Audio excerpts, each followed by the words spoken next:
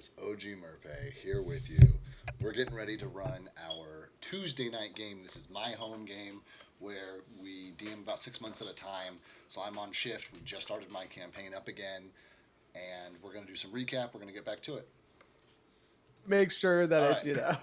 All right, She's I'm gonna be live. hovering over, like making sure he doesn't come near. So we're back up. We're back up. All Okay. right, go. So last time on Dragon Ball Z, pretty short recap. You guys were fleeing the site of destruction, which Nox the Dragon caused in Irigan, where buildings were leveled. The Lord died while giving you his dying words, saying, "Go to Edgetown, seek the wizard there," and you grabbed, he pointed to a shield on the wall, which Simone grabbed and passed off pretty quickly to Reed. You guys made your escape, met some people along the way, but last time you were traveling through the night and you spotted a point of light, which seemed to be of interest, and you all bravely investigated and found a row, six people standing in a row, just staring at this light, and a pair of tentacles emerged from water, and it was pulling these villagers with translucent skin under the water with it. You guys bravely went to go assist them. Simone found himself entranced, as did Monzo at one point, but you guys did manage to best the beast, though it did inflict some wounds upon you, which also made your skin turn translucent. And for Monzo, who was on top of the beast, attacking it with his bare hands, affected him in a more significant way. And those of you who were struck by him and now have the need to be in water, otherwise your skin cracks and flakes, and it hurts. Monzo dries out.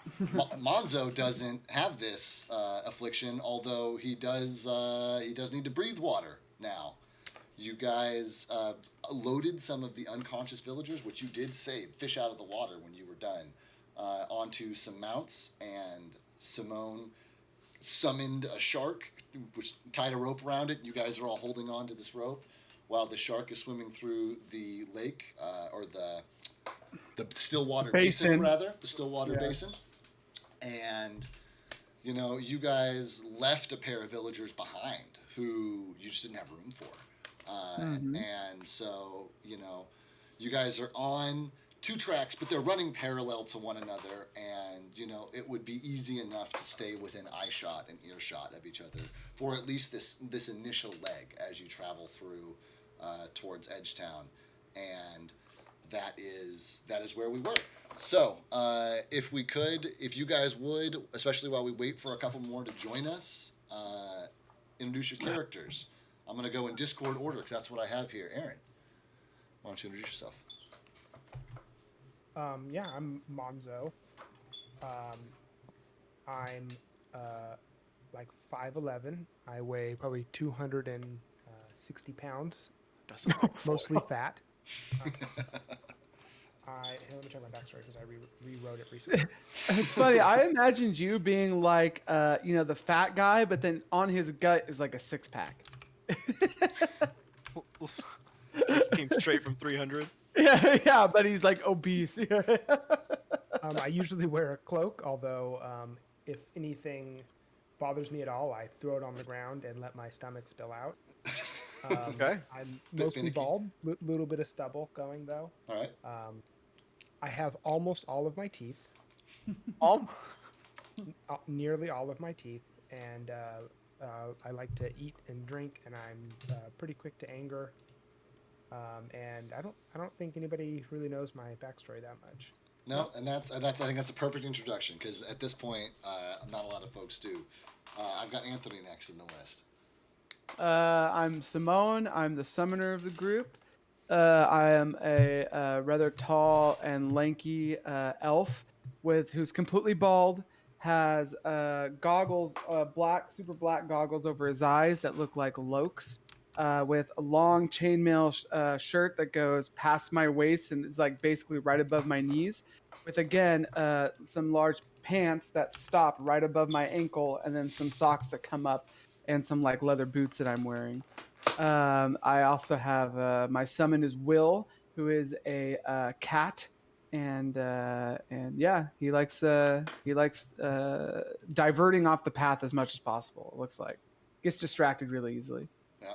Which, worked out for some villagers last night. So, Yeah, I guess so. Joe, you're next. I am Reed. I am just a boy, young and 18, who lived in the church for the. I know, I know that Why'd weirds you you say out it that every way? time. Why'd you I say know it it that weirds you way? out. Young and 18. Yeah. Right. Who Oh God. who is on his like first mission work for the church of Aomade. There you go. I'll have you. The god of justice. Goddess of justice, I'm sorry. How dare you? And then, I was like a good church going boy, and then I met all these people, and now I'm very confused. I love it. Chris, you're next. I'm Sigbert. I'm I always pause because there should always be a Sigbert after that, but um I'm a fighter. I'm about in my mid 40s. I kind of look young, but when you kind of get to talking to me, you can see like my age and kind of tell that at some point I was, possibly a soldier or worked, in the military somewhere. Yeah. Got shoulder length hair, a beard, and then I have a sword and then a battle axe on each side. And then I always kind of come off that I may be a little paranoid or kind of just kind of a little off sometimes. All right. I like it. Yep. Soto, you're next. Hi, my name is Kaithar. Hi, Kaithar. Back in the AA meetings, I see. Well, after my stint last night of a excruciating hangover, I think I need to go on the mend for a little while. So I'm a barbarian, middle-aged, from the most northern mountains, just trying to get by to raise some funds for my tribe. I got decimated. So Yeah. just on here just to kick ass, make some money.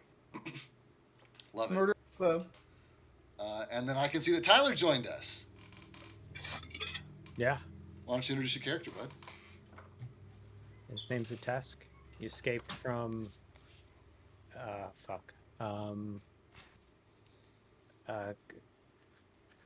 escaped from the College of the Arcane Arts. That's where you escaped from. Thank you. He escaped from the College of the Arcane Arts. He wanted to explore and learn more about magic. He's a sorcerer. He's an elf, importantly. Sorcerer. Yep. Who he's skinny. He's like 5. Character sheet. He's like 5'8", 135 pounds. Oh, I mean, that's Keep weight. going. Oh. Keep going. He's Keep going. super lightweight elf guy. He is, book learned but not street smart. So he's kind of figuring all that out in the process because, his goal is to find practical uses for magic. You can't do that in a library. So he left. Practical magic. That's great. Yeah. That's great. I love that. And right exactly on time, Stover is here to introduce his own character. Oh, nice. Arthur Struva at your service. Describe your character. Little bit about you. Race, class, and a blurb. Quick. Oh, so Arthur Struva, he's about 5'10". He's a human, a gunslinger, and he ran away from, well, not ran away, he's on sabbatical. So for those at the university, the University Castle of New Birmingham. He was a professor there. He fought in some naval wars before that. He's on trying to find some kind of family heirloom, mainly because his mom just passed away, and he's got to figure out, okay, what's the meaning behind our family? I can't die without knowing it, so he's on his mission to find this said heirloom. Supposedly, it's some kind of double-barrel shotgun, and it's got some engravings on it. It may be the key to his family name. So Other than that, yeah, that's the gunslinger, Arthur Struve. I love it. And that's it. That's all of us. Mhm. So a couple of you guys just joined recently, so you missed the recap. But the long and the short of it was you guys saved some villagers, fought a monster. A bunch of you now find yourself stuck in the water, but you did creatively find a solution which allowed you both to travel in the same direction at roughly the same speed.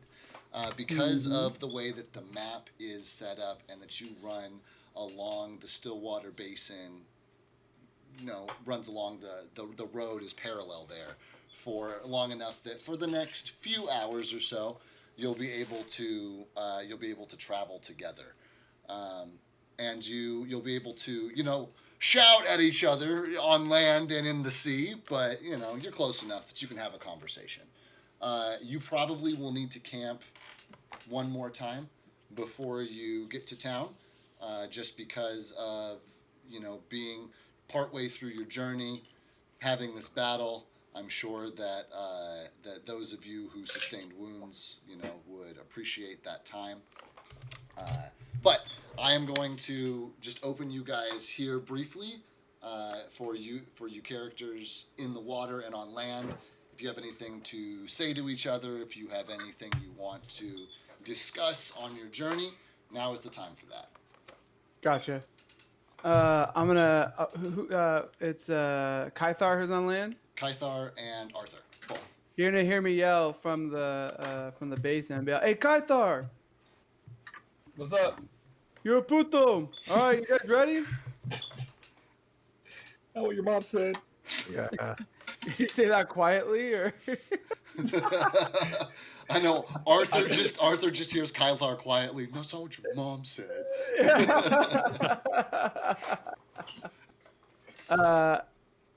He's like, I'm like, are you guys ready to go or what? I'm gonna Yeah. swim. In the rear with the gear. Let's do it. So I'm gonna look at the rest of you, the fools that are held on to the shark right now, and be like, so underwater, Hey, Dakin, how do we welcome, sound? Are we normal, or are we, is it like when you yell and a bunch of air comes out?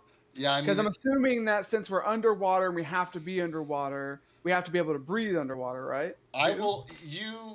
I mean, you'd have to be able to breathe underwater, but I'm saying, I'm assuming that Monzo is grabbing the belly of this thing because Monzo has to stay underneath all the time, and everybody else is Yeah. close enough that they could let go with one hand and at a full arm extension, kick their legs up and catch a breath of air. So Okay. logistically, you guys would, it'd be in spurts Yeah. while your head's yeah. above the water. But you could. Yeah, what I'll do is I'll command the shark to almost swim like a dolphin, so he goes towards the surface, really close to the surface, so it's easy for us to poke our heads out. Yeah. And then he'll go down to get some speed, come up to go, up and down like that. So his shark fin should stick out of the water, just so you know. Cool. Yeah. So sounds good. So you guys are now a much more noticeable presence. Yeah. And down at the bank where you're at, you can't really see the road, but occasionally Kythar, Arthur will shout something at you, and you can hear the stampede of the footprints of all the 5 horses that you have, because there's also 3 unconscious villagers that you're carrying Yes. with you as well. Yes. And so yeah, so you guys travel together, and Mhm. a couple hours into travel, Oh no. you all in the water, the first thing that happens is Monzo. You can no longer breathe water, and you are underneath this shark, holding the belly, and your lungs have reverted, and you only have 1 breath of air's worth of time to respond. So all of a sudden, I can. It's like you flip a switch, boom. You can, you lose the ability to breathe water, and you're back to having regular lungs that function, but now you're God underwater. damn. Regular lungs. I'm gonna kick off the belly of the fish and stick my head up. and everybody else, you see, they're tearing off still on the shark away. Yeah, I'm gonna poke my head up and just yell. Okay. Yeah. Do we hear him? That sounds like Monzo. Yeah, do we hear him? Yeah, We're absolutely. underwater. No, I mean you guys who are, but like I said, you're having to come up for air periodically. You're close enough to the surface Oh, yeah. that if you were like trying to listen for something, Alright. you take a negative. But you're I will try to listen for something. I'm gonna roll a perception then. yeah, go for it. Okay. Don't really need to. Kythar, Arthur has just said that sounds like Monzo. You've heard a yell. That sounds like Monzo. Damn. That's gonna be Wonder a what's going on. 17. 17. That is enough for you absolutely to hear Monzo hollering behind you, and as you glance over your shoulder, you see his fat ass bobbing in the water, 30 feet behind you. Almost comically, I'm gonna have the shark stop, and it's gonna sound like a car screeching to a halt in the water. No, I'm just kidding. But I am gonna stop. I'm gonna have the shark slow down, and then like slowly turn back around. And then while that's happening, I'm gonna poke my head out of the water and be like, "Hey, Kythar, Arthur, hold on." And can I roll a Constitution to see since I'm yelling? I mean, they're close enough. That's the whole point. Okay. They're close Okay. enough that you guys can. We hear you just fine. We're holding on. Whoa, Nelly. And I go back to Monzo, who is not translucent at all, from my understanding, right? No, he's never been translucent. No. Gotcha. No. Can we push him? Is he having trouble swimming right now? No, he's Is totally free. I mean, I don't know. Can Monzo swim? Is he a good swimmer? I don't know. That's up to I'm a Aaron. good swimmer. I usually have floaties, but I'm gonna bob my way to shore. Okay. And as you Hey, Arthur. see Simone approaching you, you can see that the translucent nature of his skin is like his skin is becoming cloudy now. But it's like they're all flesh tones. It's not like a white cloudy. It almost looks like it's reverting. So I'm gonna go up to Monzo before he starts going. I'm like, "Hey, are you okay? Can you not like breathe underwater and shit anymore?" It's gonna when you swim up to me, it's gonna look like whenever you throw a kid in the deep end, and like. So I'm gonna like let off the shark, and can I do a swim check to try to stabilize him in the water? Yeah, that's great. That's Yeah. a use to swim check. All right. So I'm gonna like go and like try to hold him and like. Okay, okay, you gotta remember I'm a summoner. I should have thought. That's a 6. Oh man. Wow. I got a -5 to swimming. So you go and you try to like reach your arms around him, but you Yeah. can't even get like halfway around Monzo. And so, you're like trying to help him up and you're like kicking with all your might and it's just totally useless. And not only that, but you're like getting in Monzo's way. So he's like kicking you underwater and not like propelling himself, and you guys just start to both slowly sink. I'm gonna be like, before I like go under, I'm trying to help you, fool. Arthur's gonna get himself a lasso and see if he can get the big old Monzo in the loop there. I think I'm just gonna attempt to swim to shore. I don't think I'm that useless. No, you can absolutely swim to shore. It's totally fine. I just wanted to express the futility of Simone's attempt to save a person who probably weighs 3 times more than he does. Hey, I'm trying to help. You know what? I appreciate that reflex. Save your party members. That's great. Yeah. So the rest of you on the shark see like this whole process going down, but as Simone, gets out of the water and is standing there with Monzo and Kythar and Arthur, his skin is now almost completely like he almost looks like Monzo, or he almost looks like Simone again. And as you look at each other around this shark, 3 hours into travel, significantly after your battle, whatever the effect was, as you all were able to distinguish earlier, whatever distinctly magical effect there was seems to be wearing off. And, and you physically look like yourselves once more. I'm on the shore then, right? You're on the shore with Yeah. Monzo. So I'm gonna be kind of like crawling up because I was like exhausted from helping Monzo, and I'm gonna be like, Puta, I was just trying to help you, fool. You're weak. You're gonna see the lasso go right next to Monzo, and then Arthur's gonna pull it back and be like, "Glad you're back on shore." Good shot as always. I will attempt to swim back to shore.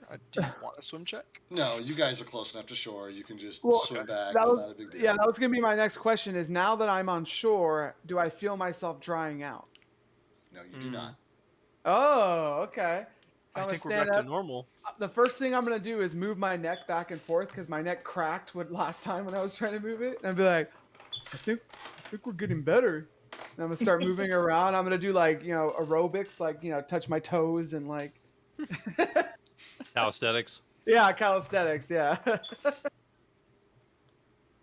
great. I love that. And then I'm gonna be like, well, as everybody gets back, I'm gonna be like, have the villagers woke up yet? And I'm gonna be asking Arthur. Does Arthur remember? Because you have to look over. Yeah, DM, he can just look over on the horses, and they're still basically out cold. out cold. I turn and look and smack one of them. Nope. Jesus. Still out.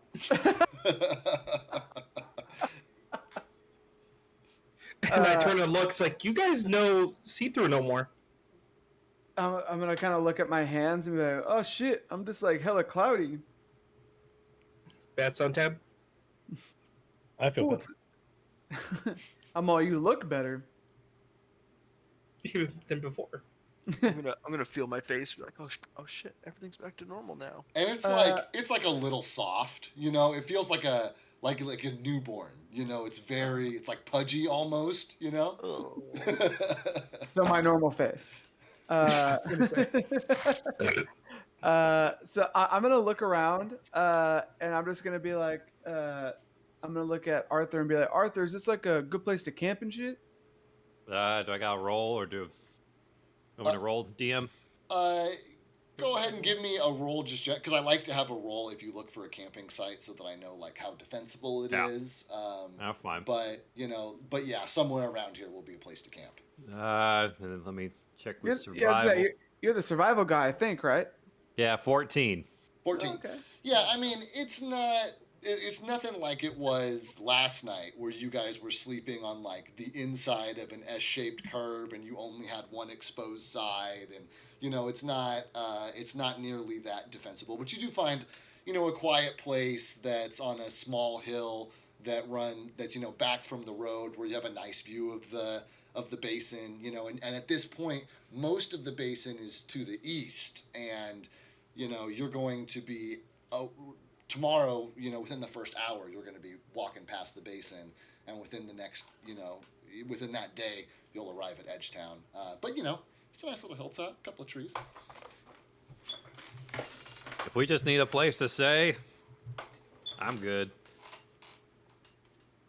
So all right, well, what time of the night is it? Does it look like? Should I roll for that, or just kind of looking around? Do I see like sunlight kind of peeking over a little bit? Not quite. Because I know we started but, late. Not quite, but it's not like that black midnight sky anymore. It's that like soft blue that lets you know that within the next couple of hours, light will be here. Gotcha.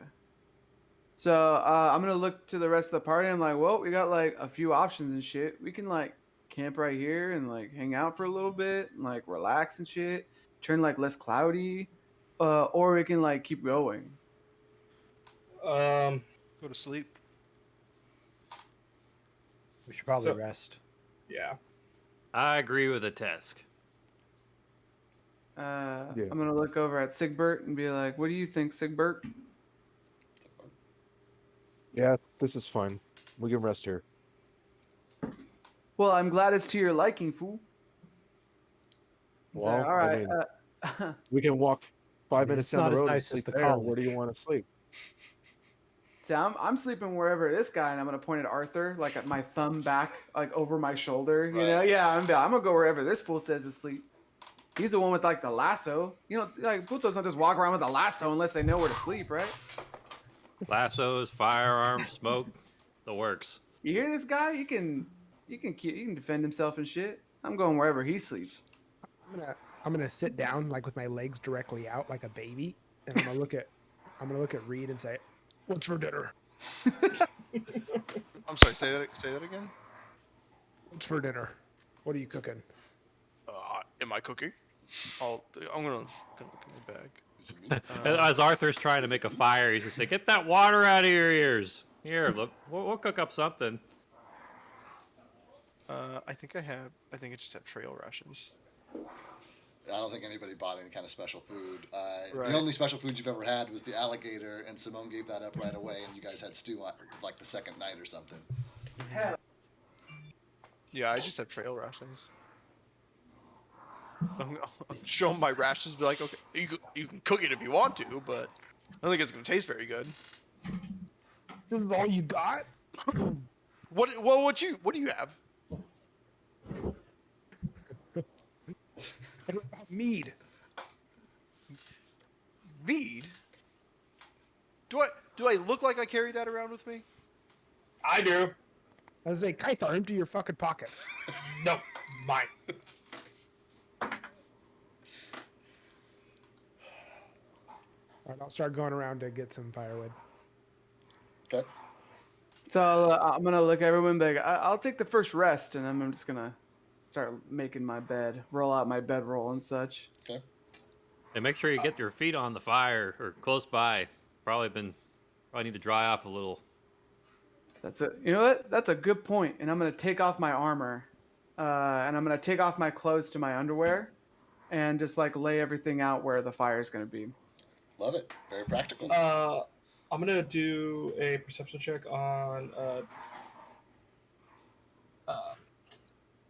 this area opposite of the shore. Just kind of look See if around. there's any I wanted to see if there's any shrubs or any trees that would give any hint that might be like small critter wildlife in the Okay. area. Yeah. That's a survival check for sure. If you're looking for signs of wildlife. 19.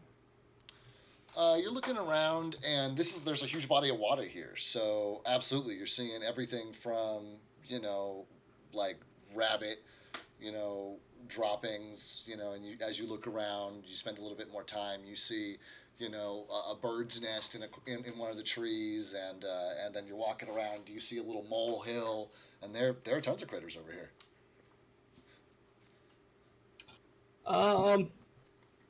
Hey, Monzo, you want to go scour some food? No, I'm good. I'm gonna hold up the rations that I just got given. I didn't give you rations. Oh, I thought you did. No. Arthur, would you like to go with me and get some critters for I might. Absolutely. See if we can trap one of these rabbits or maybe two. All right. And off on an adventure. Off on an adventure you go. Did Monzo want to ask for rations? I didn't want to ask. Oh, okay. No, but I didn't know you wanted them. I'm getting firewood. Okay. Stover, where? Oh, you're off on the adventure. That's right. Off on the adventure.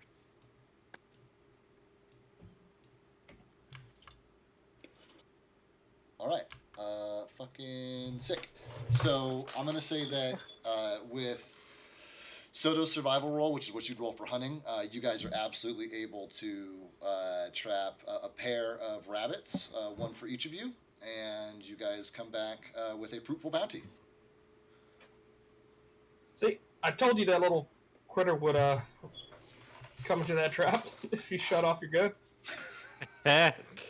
I'm not a little afraid of a little gun smoke. And everybody at the campsite just hears at some point while they're gone, and I'm assuming somebody turns to somebody else. Oh, I wonder if that means they got something, But they, as they approach, they got a pair of rabbits. They got some food. I'm all, that's gonna be like a hella good snack. Well, like, what's for dinner? Oh, whatever you find.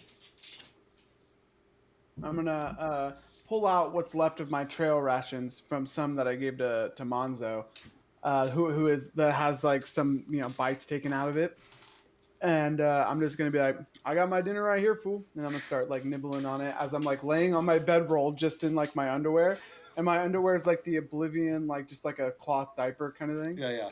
Yeah. Because of course As it he is. starts doing that, But I'm I gonna go. still have my Lokes on. Sorry. Okay. I start. Proper term. Grinning. Skinning. Yes, I start skinning and gutting out the rabbit Yeah. and Only takes you a few living out, minutes. putting out the little pieces of that would still be good to cook. Yep. And you know that Mhm. that you need to take all the excess innards and stuff and go pitch them somewhere pretty far from camp. So you guys do that.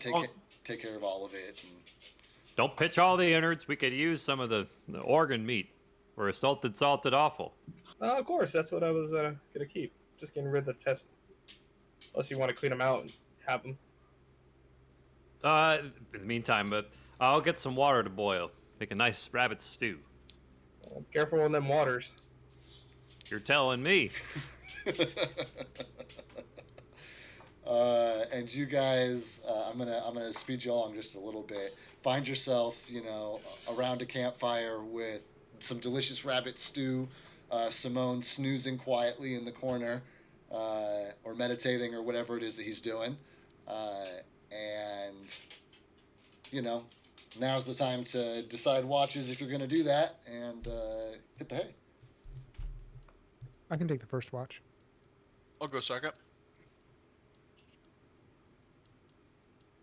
I'll take up the end, whatever that is. I think it's only 3 anyway, right? If you want to stretch it out to 3-hour watches, then you guys can get away with 3. Yeah, no big deal. I am going to bypass perception checks tonight for our watches, folks, because one of you has a dream instead tonight. And that that person is Reed, who needs to meet me in general, please. Oh my god. Dun, dun, Okay. dun.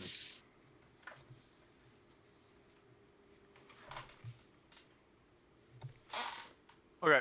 You, while you are sleeping, have a. Hang on. I might want to write some of this down. You probably do.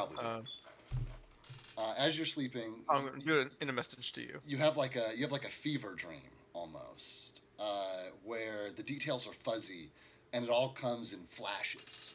And the first is, just multiple flashes of light, and like a red, orange, embers, and just the sensation of feeling hot. And then, then there's a face staring back at you, of a young, able-bodied looking soldier, probably not much older than you, and he is not you, but you only catch his face for a moment before again everything shifts, and through a cloud of smoke you see a mountaintop and a dark, large figure circling that mountaintop. And then, with a huge streak of flame, you wake up, drenched in sweat, in the middle of the night. It was just a dream. It's something, I don't know if Reed would think it's something important enough to wake up his party for or not, but it's a fever dream. Almost a nightmare, not quite. And you've now woken up in a pool of sweat. Okay. Are you going back to sleep, or are you taking some other action? Who's on watch right now? We're in the middle of the night, so it is second watch, which I believe was Aaron. Me. No, it was you. I was second watch. Okay, then it would have been before. Then it would have been before your watch, so it would have been first watch, which was Aaron. Okay. Okay. Okay. Got it. Great. I need to confirm who's on first watch. I am. Okay, great. Yeah, so Monzo. Aaron? Am I in Aaron's sight? Yeah, you guys are all. Montos. You guys are all. Well, I mean, you're not in Aaron's site. Aaron's sitting at his house. We're all Right. sitting at our house playing D&D. but- Monzo's gonna see me bolt up and go, "What the fuck? What's the boy want? What's the boy want?" Just bad dream, unlike any other bad dream I've ever had. It felt very real. What was it? I have my notes somewhere. Can I? And Reed feels it slipping Fuck. away from him. The No, dream. it's not. He's been awake for too long now. I need somewhere to post my notes too. He wrote it. He wrote it on his hand, and Just write it. You said you're writing it in a message watched to me. his hand. Write it in a message to me. Yeah, that's a good call. I'm sorry. Message. Nice. Thanks. There we go. I got a lot of flashes of light, and I saw embers, and I felt like I was burning. And then I saw another boy, about my age, a soldier, and then a mountain somewhere off in the distance, and then something flying above it. And then I felt more embers and felt like I was burning, and I woke up. Monzo, you do not understand the language that he's speaking to you in. Wait, what? So I'm sure a different language. You heard Shapa Shakapa Shabakasha Makha Shafla Makha Shafafa, and you just What Would I know that it's a what different the language, or would it just sound like some demonic thing? Like would I say, "Oh, that's Spanish," or "That's Orcish"? it sounds. Read me your what languages do you know? I know common. No, I'm sorry, not you. Monzo. What languages does Monzo know? Oh, I know you only know common, Reed. Don't worry about it. Yeah, none that would help. Okay, so yeah, total nonsense language. Don't understand a word of it. I'm Monzo. You, I'm gonna wave my hands in front of him. Hey, Roar! you okay? how Shabla! far- and he's still speaking gibberish. Still speaking gibberish. How close? How many hours are we into our watch? Is the next watch up? The next watch is up, which is Joe, ironically. Reed, rather. Or we're just doing single watches. Yeah. Oh, I see. So he just woke up. I'm gonna pull my iPhone out and hit record so he can hear it. Don't work like that. Can you understand me? You sound crazy. Monzo, you're speaking plain English to me, dude. Shabla, shabla, shabla. I'm gonna go to sleep. I'll take watch. I'm gonna take my big toe out and I'm gonna crudely write in the ground. Are you okay? I'm gonna look at him. I'm gonna confused. I'm fine. I'm gonna write the word common in dirt and point at it and shrug. What? Common what? Yabra? Common grounds? Yabra? Common language? Yabra? This is what you're hearing, Monzo. Yeah, no, I'm trying to decide what the smart move is because this boy hit his head.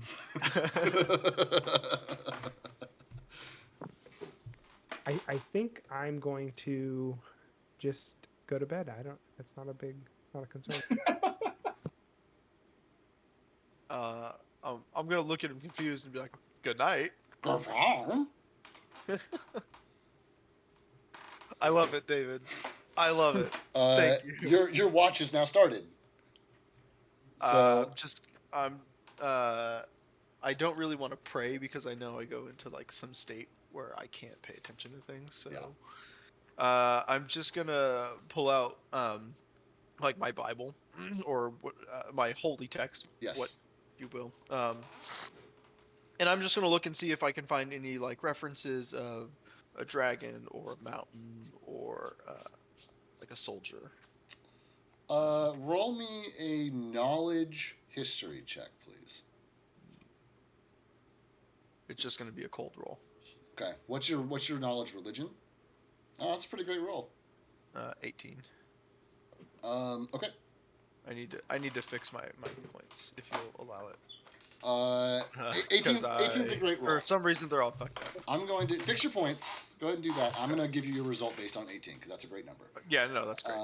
So you know that that the history of Valmina is steeped in dragons, and that they have been problems for people's past.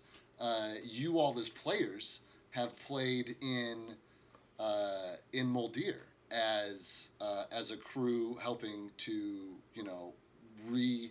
reclaim an ancient throne from a dragon, and so you know that there are, and that is not the first of those kinds of stories that you've heard about. So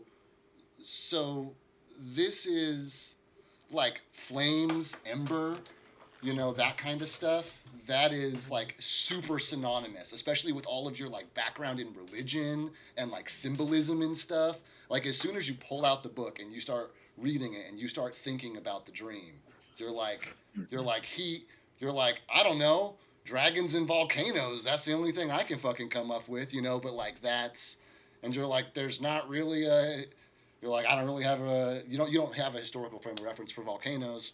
Kind of leaves one thing, Yeah.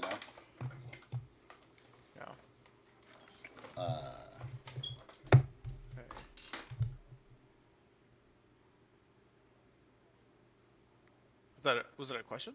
No, that's it. That's what you. That's yeah. what you. Oh yeah. Okay. You great. asked me a question. I gave you a result. Oh no. So you're just waiting for my next response. Yeah. Got it. Okay. Are you just waiting out your watch? Yeah, I'm gonna wait out my watch now. Cool. I'm just gonna keep flipping. Great.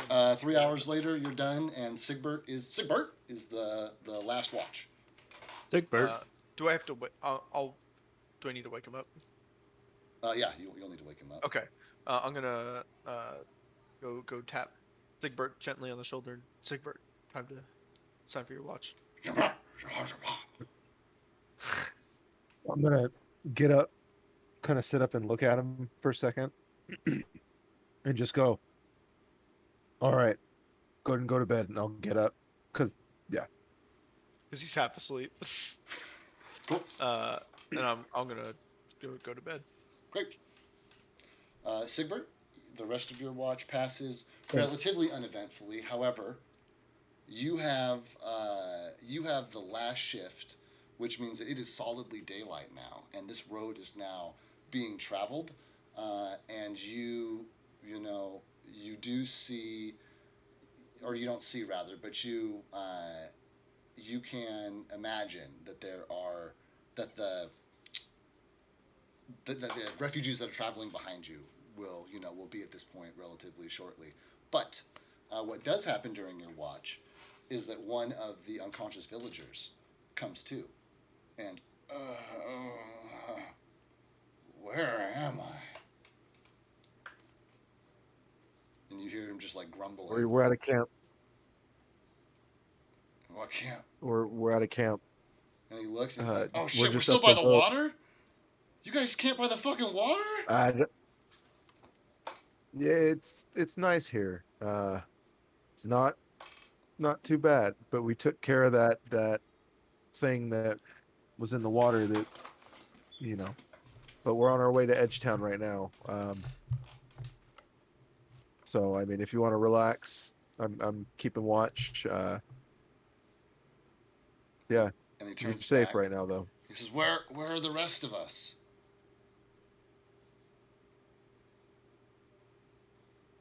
Well, we could only fit so many people on the shark. On the shark? What? Wait. So What? I don't understand. I was traveling with my family, and now I see that some of them are here, and then there were these strangers who camped with us, and I don't see them either. What? Did you left them all behind?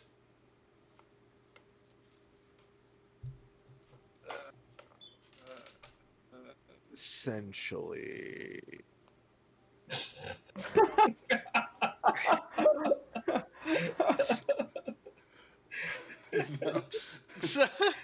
And the villager starts like yelling, and and my God. it wakes up the rest of you. He says, "They were people. You can't. And you. What makes us? Why'd you choose us? Did you flip a coin? Did you roll a dice?" And you guys just wake up, and one of these unconscious villagers is just screaming at Sigbert. Take it easy. What's going on? Oh my God! Still. I turn and look at Reed. It's like, did he eat one of my mushrooms? Fuck! God damn it! I'm just gonna look at him confused. What's going on? We're I'm all gonna awake now. walk. Yeah, I'm gonna walk up to him in all my glory of just being in my underwear, and be like, "Hey, before we saved your ass, you need to like hella chill out," and that's gonna be a diplomacy. Yeah, it's closer to an intimidation is what it sounds like to me. And I know that with your high charisma, Okay, you probably got we a can- decent intimidation also. We can still do that too. That's fine. Yeah. All right.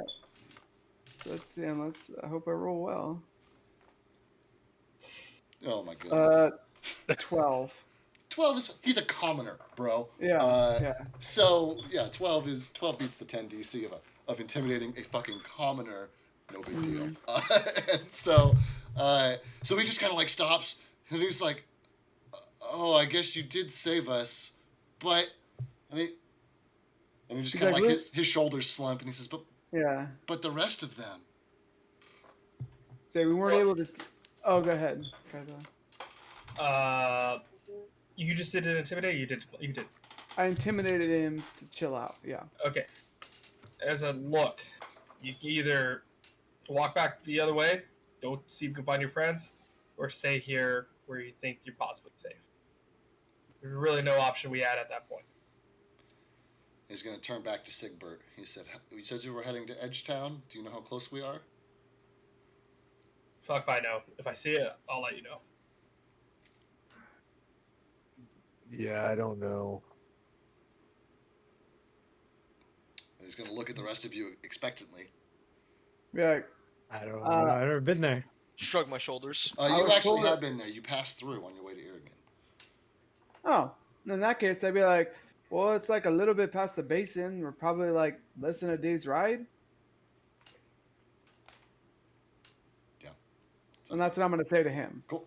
He said, Yeah. "Well, then if we're that close, then then everyone else will meet us there." And he looks at the rest of you and he says, "You left them all behind. You didn't see anyone die or anything, did you?"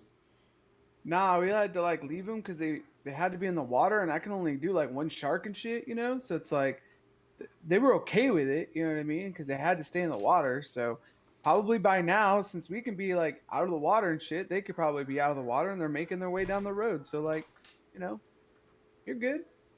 It's okay. Then I think. And we killed like the big ass fish too, so they're fine. And he says, "That's right.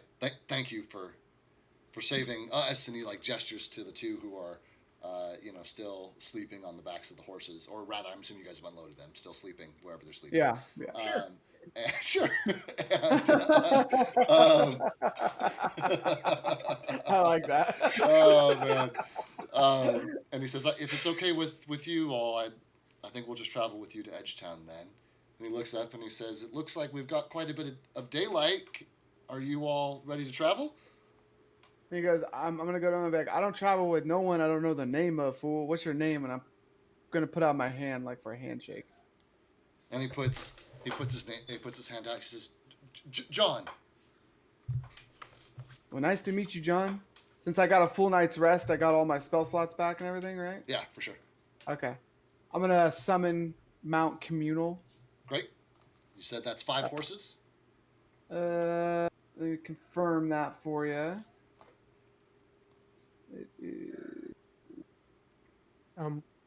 While that's happening, Up to 6 mounts. Up to 6 mounts. That's perfect. Because if the 2 elves double up, that's enough for everybody. So Yes. And then I'm gonna be like, I'm gonna summon the mounts, and we'll be like, "Hey, pick your horse and let's go." So that is an important question. Are you letting the villagers take their own horse, or are you and a Tess going to ride with humans to even out the weight? We're gonna ride with humans Okay. to Right. even out the weight. And then If that's cool with like a desk and shit. I'm gonna be like, 8 desks, like we're like hella light, so why don't we ride with like, I'm gonna put my hand over mine like the humans. I guess. John doesn't hear you. Is that okay with you? You don't really seem too happy about it. Like I'm just like trying to be like hella nice, you know? No, I get it. We'll do what we have to. I'm gonna start to walk away, and then I'm gonna stop. And I'm gonna turn back around. I'm like, listen, fool, you're not convincing me that you're like okay with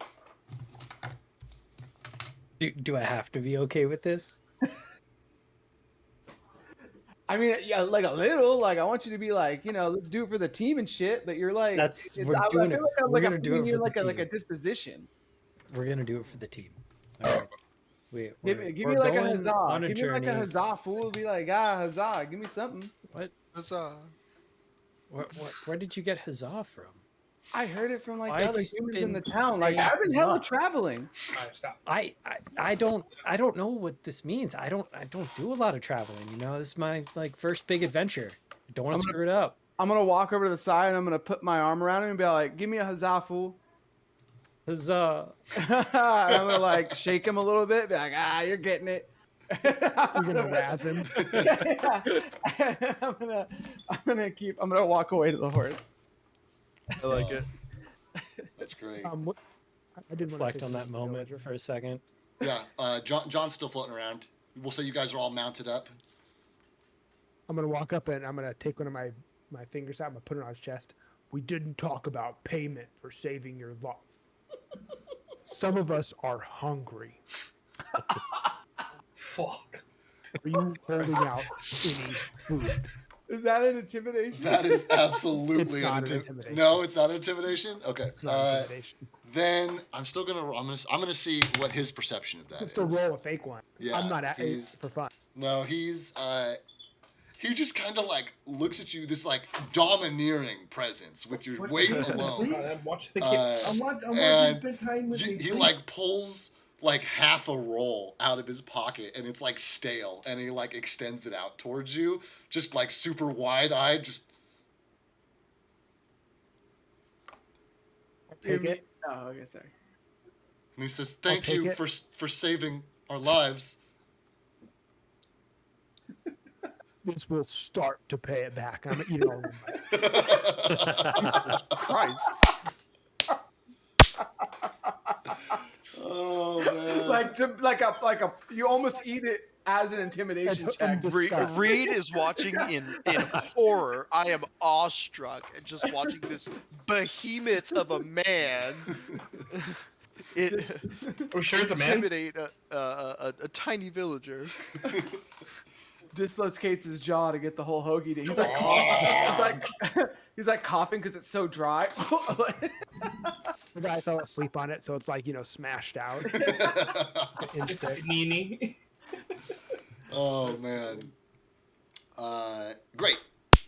But if does anybody else have a question? I mean, you can ask John questions as you go, and his companions are going to awake as you are journeying back. If you guys end up asking them their names are Kenneth and Bree, and they are cousins of John.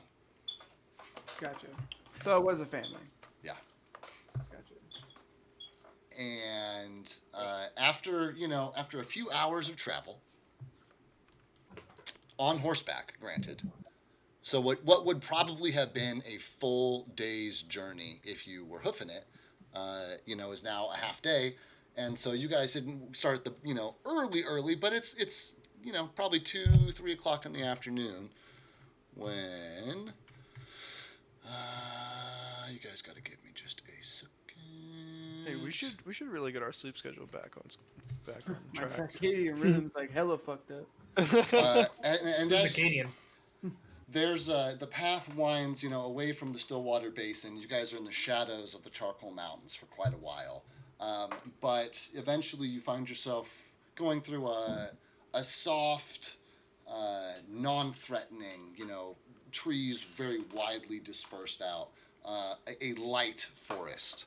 And as you make your way around the final bend and the smell of ocean air hits you and tells you guys that you are near your goal, you emerge from the tree line and see farms and houses with oddly steeped roofs. There's a small creek running through them from the forest that you just walked through. and it winds its way, all the way out to the sea.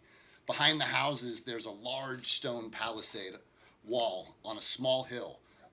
It's on behind it is an enormous fortified keep which dominates the skyline.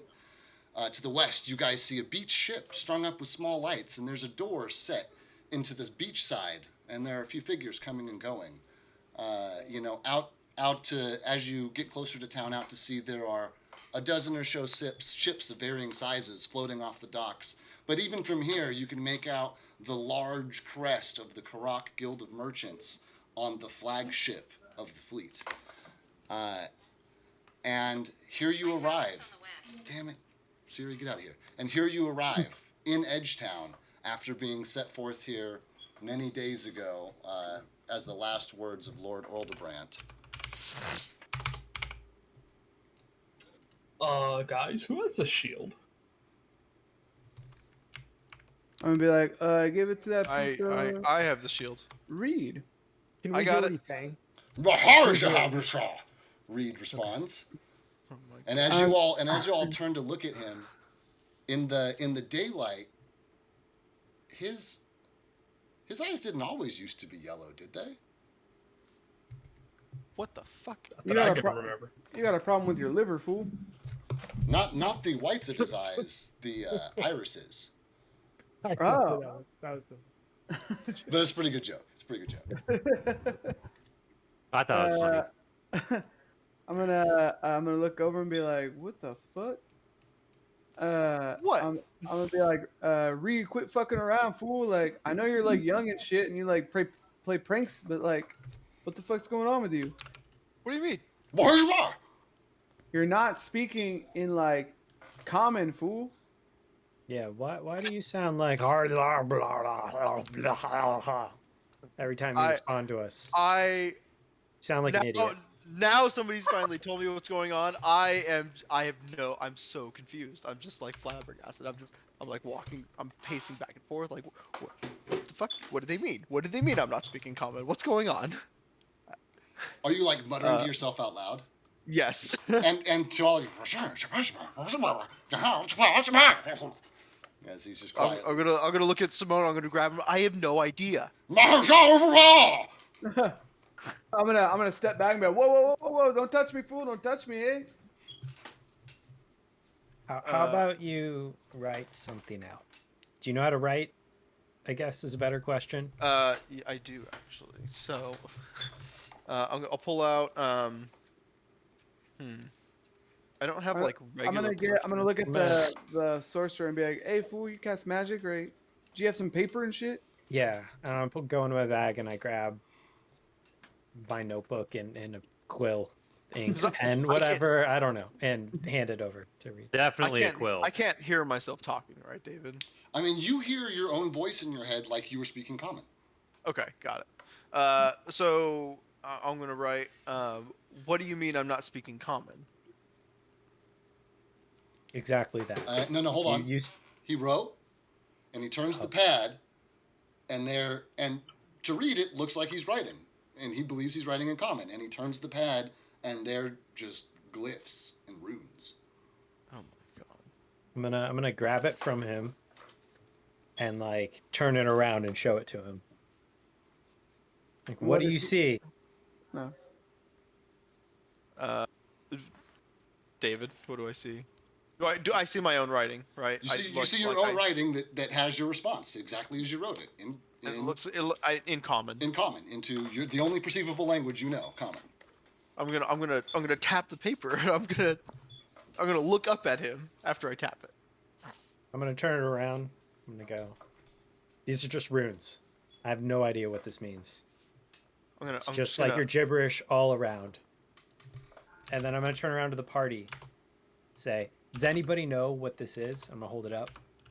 Oh, go ahead, I Monza. was gonna point at his vest he's wearing. I'm gonna say, is this Asmodeus? You know, the god. Yeah. Is this the Asmodeus god? What god is this? My god? Well, yeah, but you can't answer. Right. I'm gonna look at the runes, and then I'm gonna go behind Reed and look on the shield and see if those runes that he's writing out correlates to the runes on his shield. They absolutely look like they could be from the same family or alphabet, 100%. I'm gonna walk over to the other side and be like, "Hey, fool, put that shield down." I'll drop it. Okay, you drop it, and as you do, I need to find a note, and I honestly don't remember where I put it, so you guys need to give me just a second. Brief moment. As a matter of fact, well, we haven't quite been going for an hour yet, but yeah, please wait. Is this Swole. perfect? Well, I guess we don't know. Intermission. Yeah, hold on. Yeah, and hold on. We're not. No, I got it. Okay. So you look down at the shield, which, as a reminder, is a large tower shield with a mirrored surface, and etched into it is a depiction of a dragon circling a mountain. And Oh my god. Yeah. that's only, and I'm pretty sure that's only the 8th or 9th time I've said that, guys. Don't worry about it. No, 100%. I was asleep. So, but you look at it, and the once indistinguishable runes now make sense. They're written plain as day. They're in common. There are words. Just for Reed or for everyone? Just for Reed. Ah, okay. The runes on the shield are in common. Yeah, they've changed. They're no longer runes. They're now regular common words that you can read. Okay, I want to read them. What do they say? This is important. Let me write this. You gotta meet me back in the other channel. Oh boy.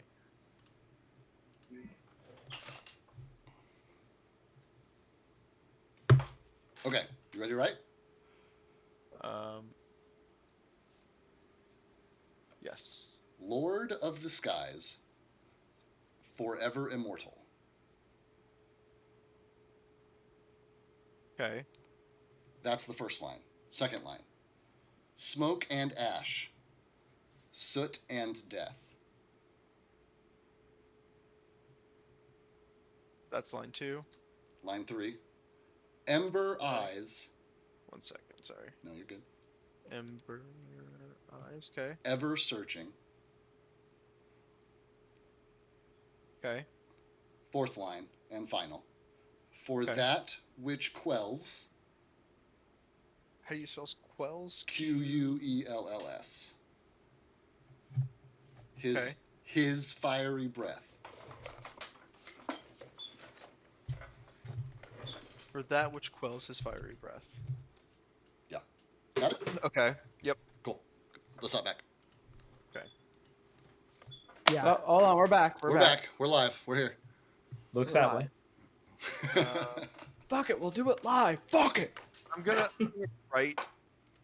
write that on the piece of paper that a test had, just so it's somewhere other than the shield. Even if they only see it in the glyphs. You write it down, and it's just the glyphs. But now we have it on a piece of parchment. Correct. And I'm gonna hand it back to him. I'm gonna put my hand Alright. like okay, like, and I'm just gonna gesture like, let's go. And I'm gonna walk my fingers across my hand, like, let's go, let's move on. Hand gesture. Go look down at the note. I'm gonna look at the shield and be like, okay, you want us to go? I guess. And as you look at the notebook and you look at the shield, it's the same glyphs in the same order. Attest. Gotcha. I'm gonna gesture for him to like keep that. Okay. I wasn't gonna throw it away. Thumbs up. I'm gonna turn back right. to Yeah. John and the rest of the party and be like, "Well, fool, it sounds like we're like gonna head off into our next adventure. Where are you guys staying at?" And they kind of look around and they say, "Well, we lost everything. We're destitute, so we'll probably go find a church or maybe beg. I don't know." God damn it. Damn you, David. Damn you. I give them 5 gold each. That is a I give them significant sum. Yeah. yes. I give them 5 gold each and be like, well, at least you're not sleeping on the ground tonight. And And and there's 4 of them, right? There's 3 of them. 3 of them, so 15 gold. Okay. as I see Anthony do this, I remember my tribe after being decimated, how we had to beg around. So out of the 300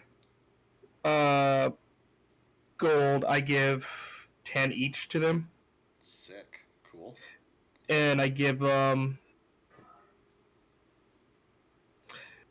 the ornate letter opener. Okay. All right.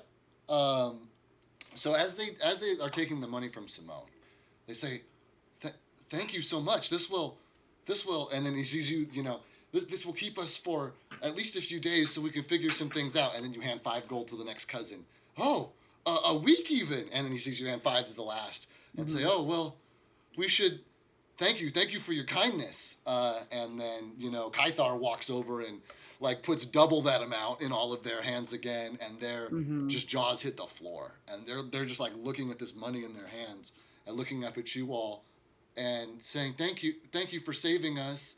The Kenneth and Puppy dog guys. Yeah. And then when hearing that, John like kind of like does that head shake, like he's remembering something or something snapping to, and he takes the first 5 gold that you gave him, Simone, and he walks over to Monzo and he holds him out. But I'm just kidding.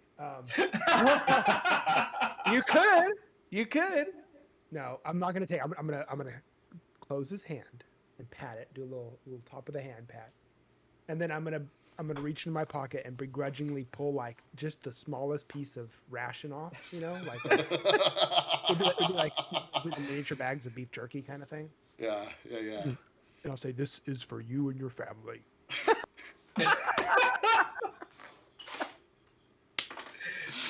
Oh man, hold on. That's I gotta clip that shit. That's great. Okay. As they're walking away, Tusk wants to add, why don't you guys go start a bakery just for Monzo? And they say that would be pretty easy. And they kind of like look around. They see some of those farms up the path, and Bree turns and says, "First step is wheat." And they all make their way down this path. After profuse thanks, and you guys can still say whatever you want to them before they leave. Yeah, I was gonna say before they leave, I'm gonna be like, once you get everything settled up, why don't you try to find us? I'd love to see like what kind of place you guys build up and shit. It's okay. What is your who are you all? What is your company called? How can I find you all again? Give us a minute. Huddle. All right, so he's like, shit, what do we call ourselves? There's the shark swimmers. Shenanigans and Company. No. What the fuck is wrong with you? For food. Work for dot. Alpha Squad. Sigbert, what do you think? I don't know. We're just like a crew.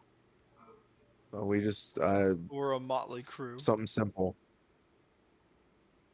The guys, The guys. the guys are here. fellas. Heard about the guys? I'm gonna turn back around to him, and I'm all. I guess we're the guys. Boys. And he looks around and says, "You are all men, so okay. Can't assume that. The guys sounds pretty generic, but maybe it'll work to find you again." He goes, okay, so we'll see you later, and What were your names again? Real quick, before you go. So some of us don't forget. John, Jon, John, Kenth, Kenth, and Bree, Bri. Arthur's gonna add Right. something. He'll say, "There's always hungry sailors around here. I guarantee you'll make a good living. If you ever want to find me again, I'll always be associated with some level of these Navy crew." Okay, sounds Sounds great. Thank you. All right, and they, unless anybody else has anything else to say to them, they meander off to go start their new lives as wealthy commoners. So that leaves you guys standing here, shield on the ground, at the edge of Edgetown. Okay. I'm gonna look at the shield. I'm gonna be like, I'm gonna look at what was your character's name again, Joe? Reed. Reed. And be Reed. Hey Reed, can you talk? Can you talk right again, fool? I'm gonna say, hey. Uh-huh. And then I'm gonna be like, I can't carry this like fucking shield.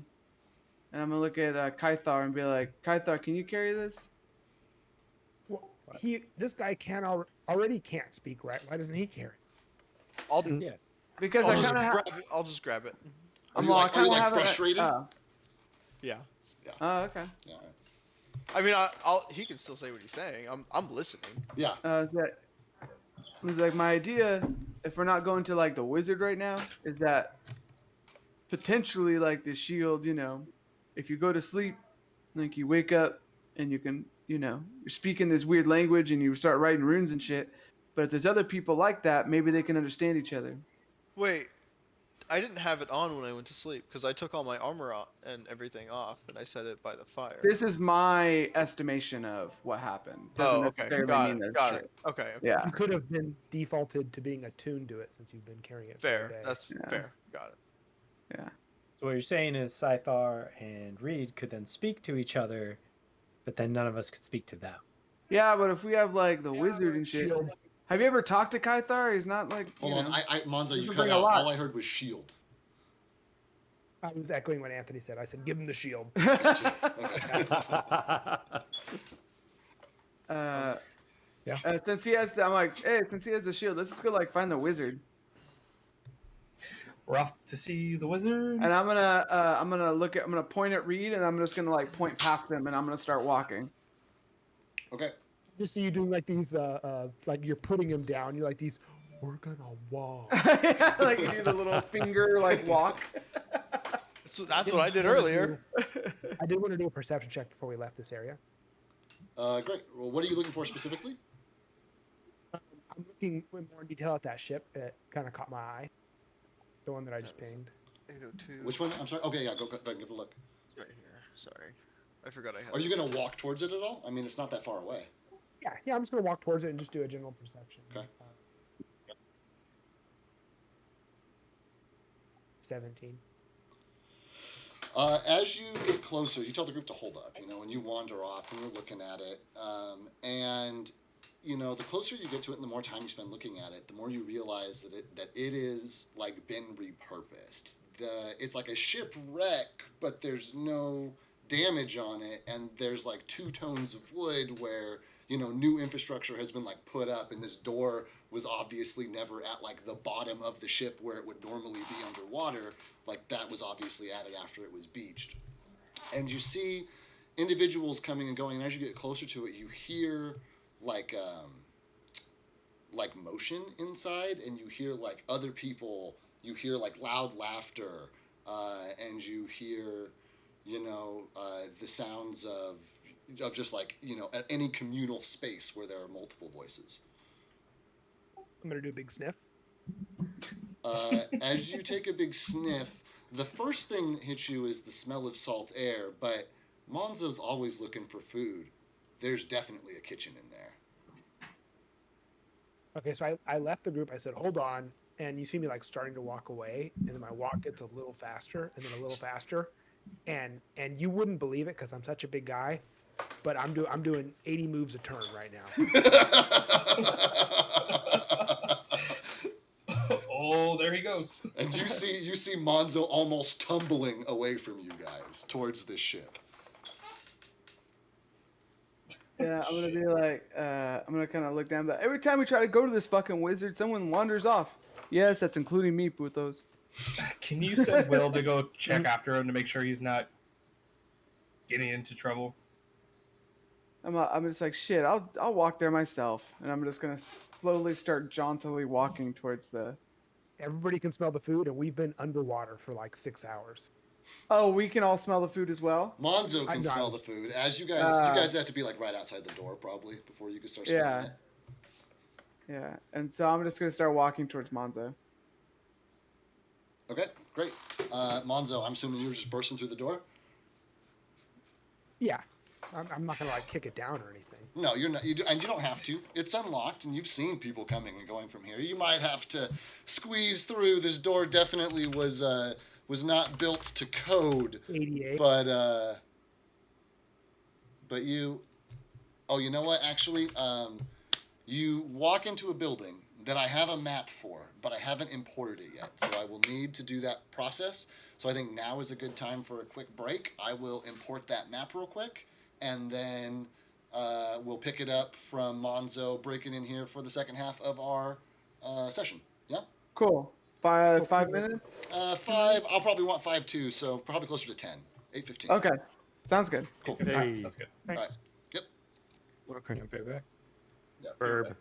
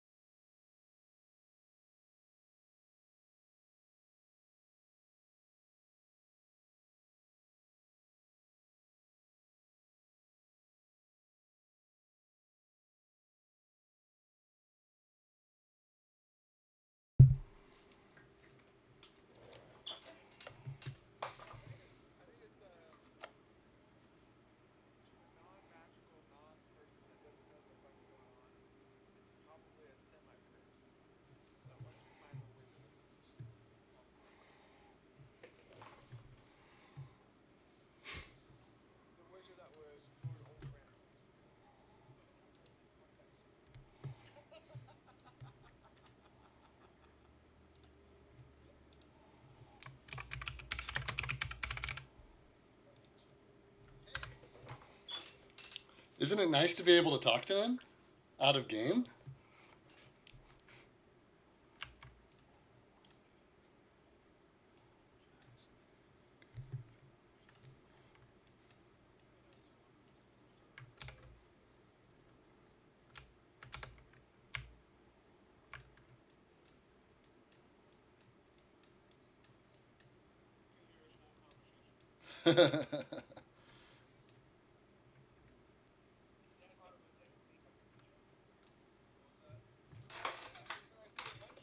So you're munching.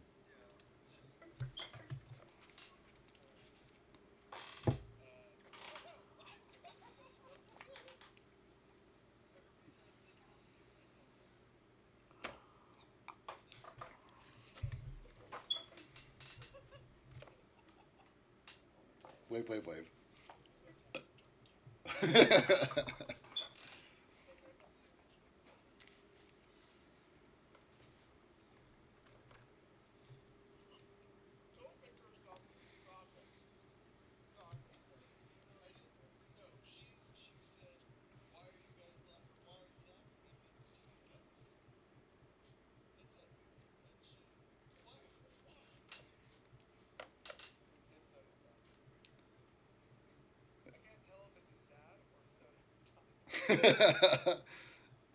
In the background, they sound the same.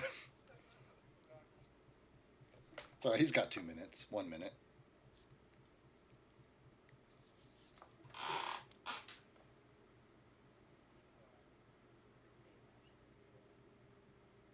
Oh, they're not pre-created. I built this from scratch.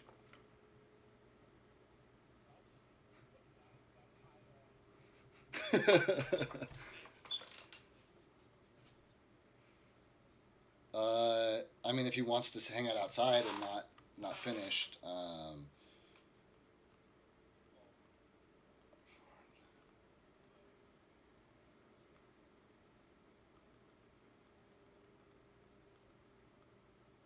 Well, Monzo's going inside the tavern. Simone is following him. And actually, on that note, Monzo, you're here. We can start because you're the only one who comes through the door first. Hey, Andrea.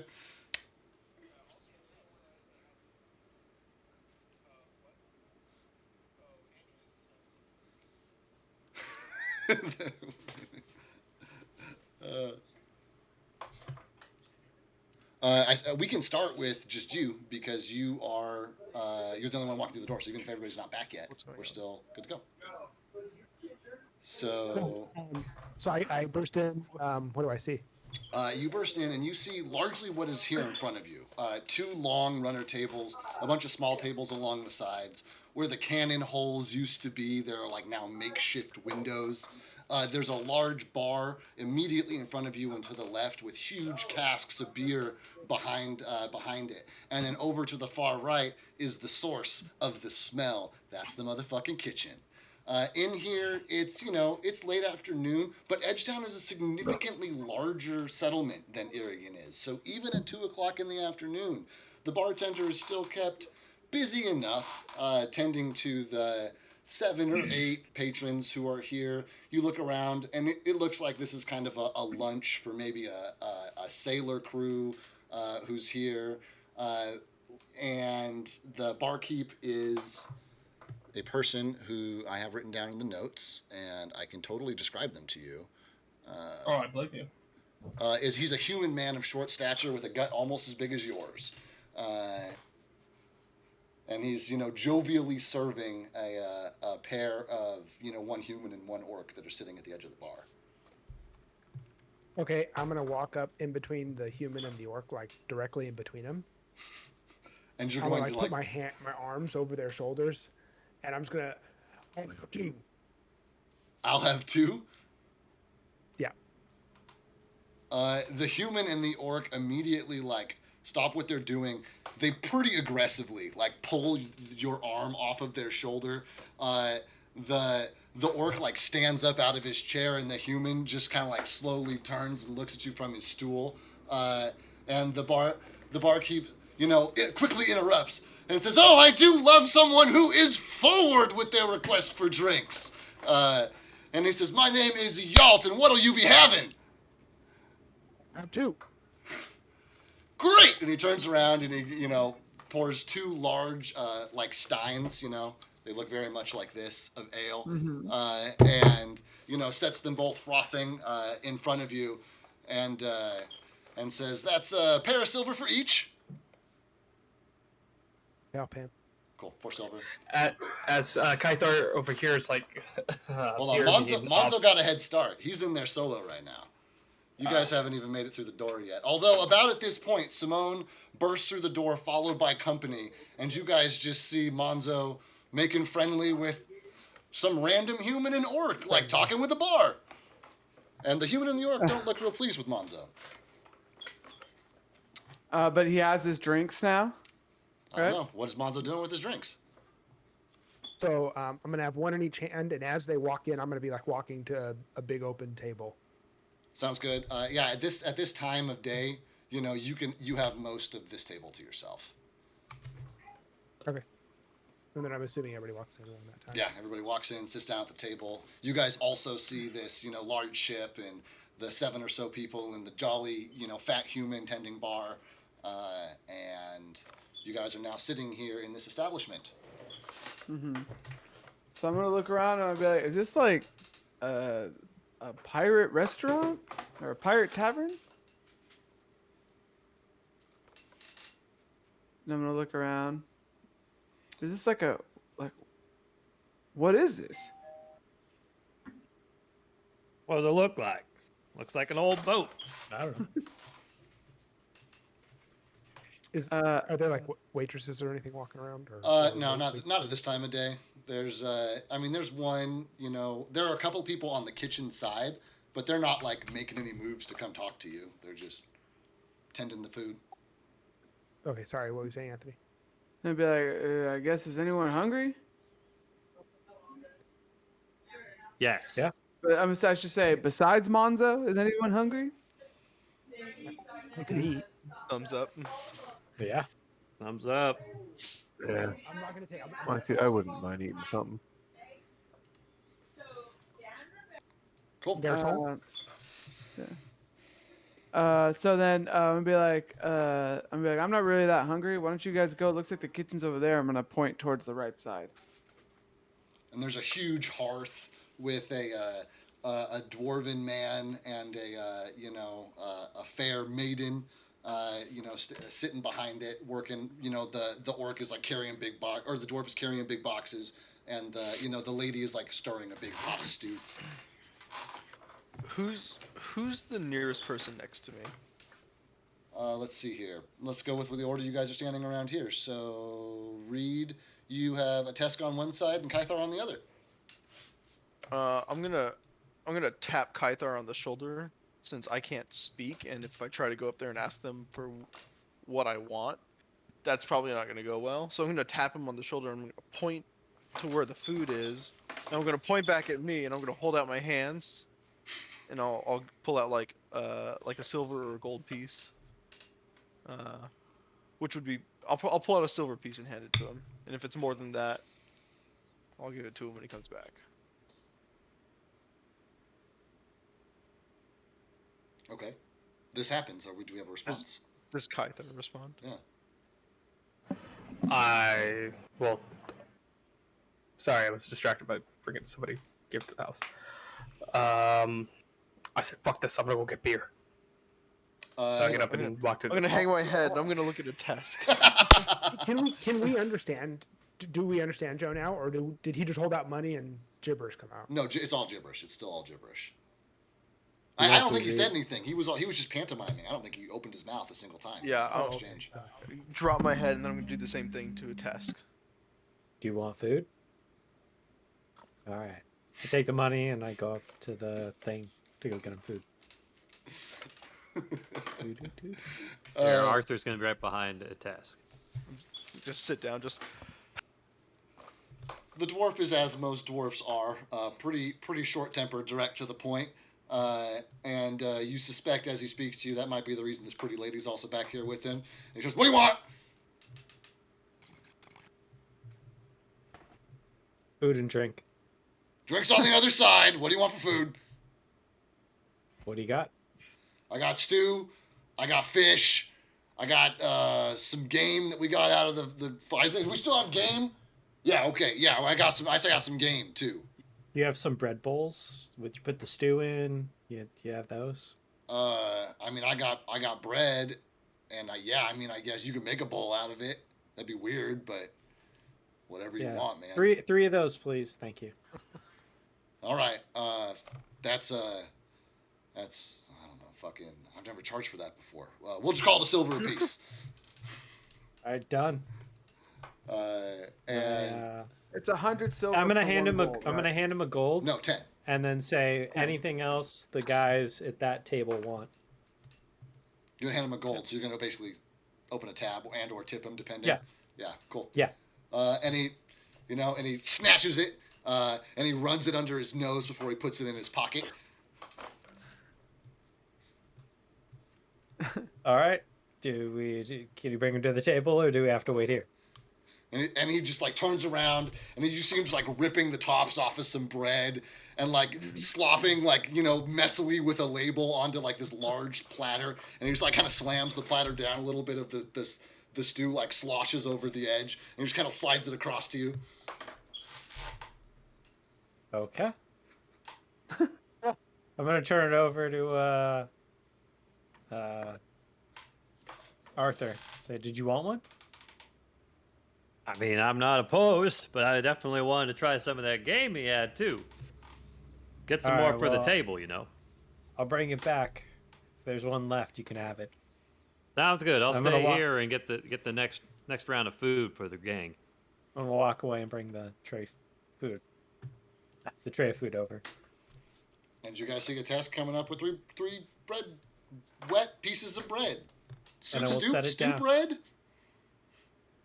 He sets it down, and what we just see is like a piece of bread, tops ripping off of pieces of bread with just soup filled with them, right? Yeah, pretty much. Yeah.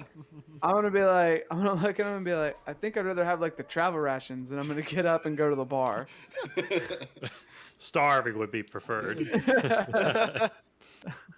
I'm gonna give him a hug and I'm gonna eat it. I mean, it's not gonna go to waste. This man brought Monzo will me eat it. food. What's Monzo doing when he sees A-Test bring over the?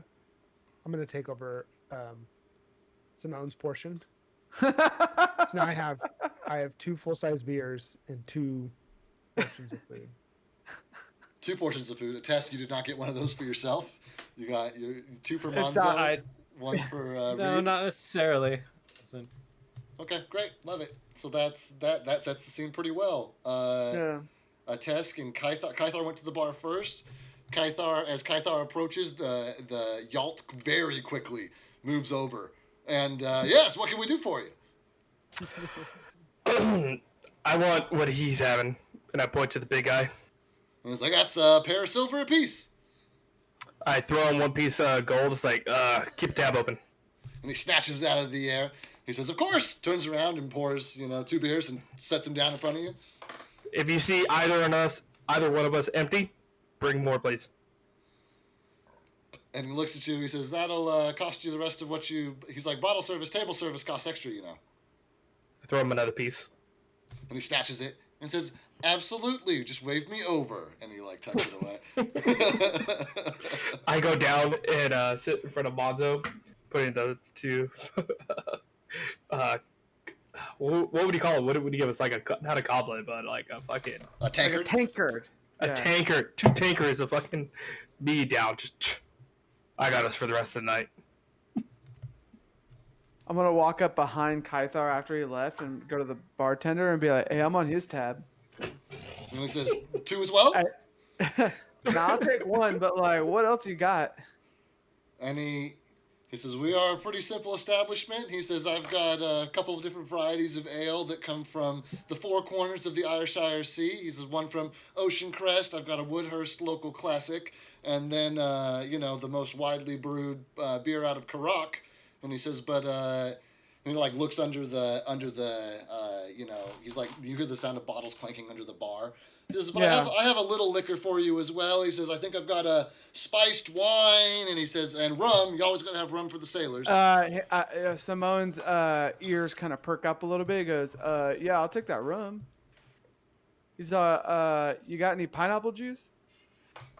And he says, I don't have any pineapple. Do I have any pineapple juice? And he goes, I might have something close. And he goes back and he, pours like some brightly colored liquid into the tankard, and then pours a nice heavy 2 up and downs of rum, and then comes back over and sets it down. Says, closest I've got. And he's like, yeah, specialty drink though. That's 3 silver.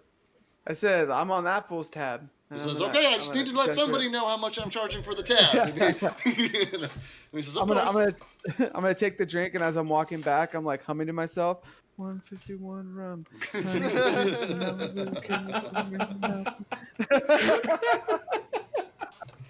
Oh, it's pretty good. I love the bit. I love it. All right, so you guys have food, you have drink, you are. Oh, I'm sorry. Arthur was looking for some game, and the Game and bread for the table. And he will. How much game? How many servings? Arthur's gonna, let's go big. Let's go 8, and then 8 for the bread too. Might want some for the road. He says, oh my, and he thinks about that for a second. He's like, 3 apiece for the game, and then another couple silvers worth of bread. And he says, he's like, it's a big order, and I'm not good at math, so 3 gold. Sir. And then Arthur will throw him one more and be like, here, I know, just to make sure it's even. And he takes it, and he takes the whole stack, and same thing, runs it under his nose, and before he puts it in his pocket, and he says, all right, that'll take me a minute. Come back for it in a little while. And he says, unless you want the girl to bring it out to you. And yeah, if you wouldn't mind, I'm gonna go order some drinks on the other end. And he's like, ah! And he just kind of like waves you off. And you hear the girl come over, like mutter very quietly in his ear, you're supposed to say thank you to the customers when they're done. But it fades away behind you as you make your way back over to the bar. Arthur's gonna chuckle a little bit once he turns around, overhearing that conversation, and makes his way to the bar. And you see Yalt, who says, let me guess, you're on the tab as well. Yeah, sure, I'm on the tab. He says, ale or rum? What kind of ale do you have? He says, I've got ale. And he puffs up. He's very proud of this. You can tell. He says, I've got ale from all the 4 corners of the Irishire Sea. He says, name a continent and I can give you ale from it. Ocean Crest? He says, coming right up. And he goes back and he, pours you a mug of ale and sets it down in front of you. He says, the tropical climate makes it slightly sweet. You don't say. Here, can I also have some water for the table over there? And he has just like a huge basin of water, and you see him like pick up a pitcher and just like scoop it in there and just like set it down on the bar. All the best to you. Thank you. And he, pats his chest pocket, and you hear the clink of gold within it as you walk away. And you guys are all now seated at the table together. Can Reed do a More perception food's check? coming, by the way. Absolutely, Reed. What are you looking for? I just want to get a feel for the people in the room. Yeah, roll me a perception check. 14. A lot of cloaks. You see some Okay. hints of leather armor. Almost Uh-huh. all men. They don't look like the soldier types, but they don't look like they keep their nose particularly clean either. Okay. Just them. No, nobody else that particularly stands out. Okay. Where are they sitting? You've got a pair of them sitting at the bar. Okay. You've got 3 at this table, Okay. and you've got one sitting by himself over here with his back to the wall. Can I do detect evil on the one guy standing there alone? You absolutely can, Mhm. but Nothing Nothing. famous. Yeah. Alrighty, nothing. Cool. That's it. Arthur has just said, "We got more food coming." So I'm gonna look. Is it better than the soup bread? Well, Art's gonna chuckle because he saw what happened on the way in. You're getting some mighty fine game, and then we've got bread on the side, so that way we can have some for the road and some here. And if the game's real good, maybe we can dry it, and we can keep it in our packs for later. I'm gonna look over at Arthur and be like, I'm gonna point up at Monza and be like, "Hey fool, there ain't gonna be no leftovers." So I'll put the to-go boxes away. What's a to-go box? Either way, I'm excited for like the hella game. Thank you. And as you guys are Way discussing, in. there's a very fair-skinned, small framed woman who makes her way over with a glowing smile, huge fucking platter with just like Oh. a mountain of meat on it, and then like an equally large mountain of bread. And she just like sets it down. She's a little out of breath, and she says, "Anything else we can get for you?" Frothing. Do you have any pie? He says, "No, but there's a bakery in town. Makes a wonderful apple pie." So Arthur's just impressed this little lady could do it. And here, have one for yourself. You made everyone a very happy crew. One what? Have one for you, so 1 gold. Got you. And she will take it and like puts it in her apron pocket and does a little curtsy. "Thank you so very much," and makes her way back over to the kitchen. I'm gonna start grabbing and eating and drinking and not realizing that I was hungrier than I thought I was. After finishing one of my takers, I start eating the meat and shoving down bread. Yeah. This is, I'm assuming you guys are gonna eat. So Yeah. whatever you guys want to talk about. Okay. I'm gonna look over at Monzo and be like, "Hey Monzo, like, why are you hungry all the time?" Man's got to eat. Simple and to the point. I'm gonna be like, were you always this big? Like as like a little puto, you know? Even as a little puto.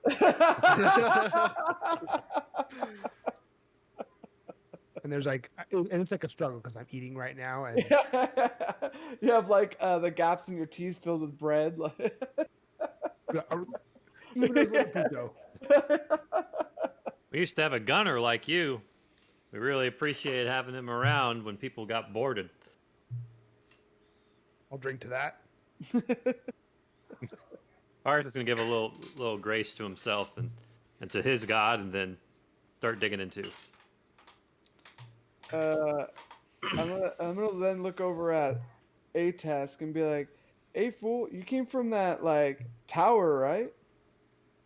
What the fuck's going on in there? There's not like a lot of people who come out of that tower, right? No, not usually. Most people don't end up leaving. Were you born in there? Yeah, absolutely. So I've- is this like your first People time don't like out of the often tower? leave the college. Yeah. Yeah, I kind of left recently. Speaking of which, maybe we should probably, look into cloaks potentially. I'm not seeing a lot of elves here, if you know what I mean. Huh. Think we maybe stand out a little bit. You I'm gonna guys kind of are like shrug my shoulder. absolutely the only 2 elves in this Okay. tavern.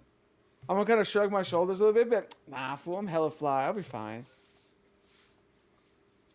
All right. I'm gonna be like, so that college, it sounds more like a prison, like if people don't leave and shit, right? Isn't that like No. what a prison is? Like you can't really leave? No, I don't think most people want to leave, Now why do you Like- want to leave? Tired of reading books. Got to figure out how to, Can I sense Jeez. motive on that to see if he's telling me all the truth? You can absolutely sense motive on it, but I don't know how. Because Tyler, correct me if I'm wrong. That was pretty much it. Yeah. I don't Okay. think you need to roll a sense motive on that. I'd Yeah. still love this role Save you play, some though. time. Yeah. I got a 14. Yeah. So it wasn't even that high. Pretty Yeah. straightforward. I mean, he's not trying to hide anything from you though either. So you Gotcha. believe him is the short answer. Okay. Yeah, All right. I was like, I'm like, so you just wanted to leave this college with quotation, we use quotation marks, but like no one else wanted to leave, but only you want to leave, right? Just because you want some like adventure and shit. Yeah. I don't. Does that sound crazy? Do not people out here not adventure? I mean, you guys seem we've gotten up to some pretty crazy stuff already. You know, like that doesn't really happen where I come from. Yeah, a lot Dragons of crazy attack stuff. us. Don't get swarmed by kobolds, right? Kobolds, yeah. Yep. You know that get attacked by alligators. This stuff's new to me, you know. I'm gonna kind of like slump down a little bit. I'm like, I never like thought of it that way. It's just Well, like you know, you've I'm like always so like been traveling. You see all the things. I haven't seen them yet, but I will. I'm Hopefully, like hella desensitized to this shit. I guess. I survive. I feel like I'm at a disadvantage. Well, you're doing all right so far, puto. Well, except for the time I thought of the tree. I was a little Well, Monzo wasn't there to pad my fall. That's even funnier now. Now you're clanning on Monza? Just out of Retconning. nowhere. Retconned.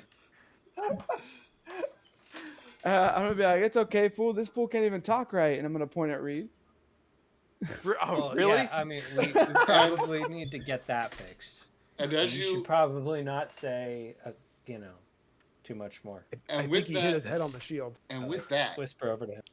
Reed, is in the process of eating, and he stops, and Reed, like, you've got major indigestion right now, and your stomach is like hollering at you, and you can feel it. It's like one of those big ones. You're like, is it a burp? Is it a vomit? I don't fucking know. And you feel it like creeping up the back of your throat, and yeah, that.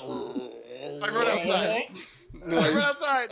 and as he's running outside, you guys could swear there's a thin trail of smoke following him. And you get outside and you go to retch. Flames. Oh baby, it's not food. It is vomit, but it's flaming vomit. And there's smoke coming out of your nose and in your mouth. I'm very confused. I'm vomiting. I'm like, oh! And it's just sand, so like you're blackening the sand out here, but there's nothing like flammable, so like you're good, and you like kind of gain composure of yourself, and you're like collecting yourself. But I want to cut to everybody inside who has just seen this happen, and I want to give them a second to react to it. Is this a good time to cut to your commercial break, David, which is Tums? The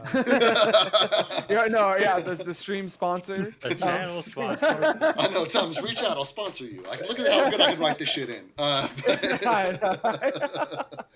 You're gonna need some Folgers after that one. I know. Refreshing Pepsi. Squarespace. No. I think all those are trademarked. I can't actually make money saying any of those things. But,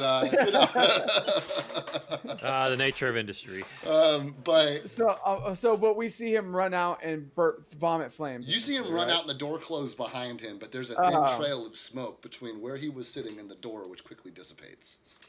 I see the smoke. It's like, I don't remember him lighting up anything. I'm gonna be like, I'm gonna like chug the rest of my drink and I'm gonna put it down and I'm gonna walk out there. Like I get like 5 minutes to myself before something else happens. I'm gonna walk out the door. And you come out and you walk out. Anybody can follow him who wants to follow him can. But you go out and you see Reed just like doubled over, leaning on his knees, like wide-eyed, muttering to himself in whatever the fuck he speaks. And there's just a big fucking charred, area of sand in front of him.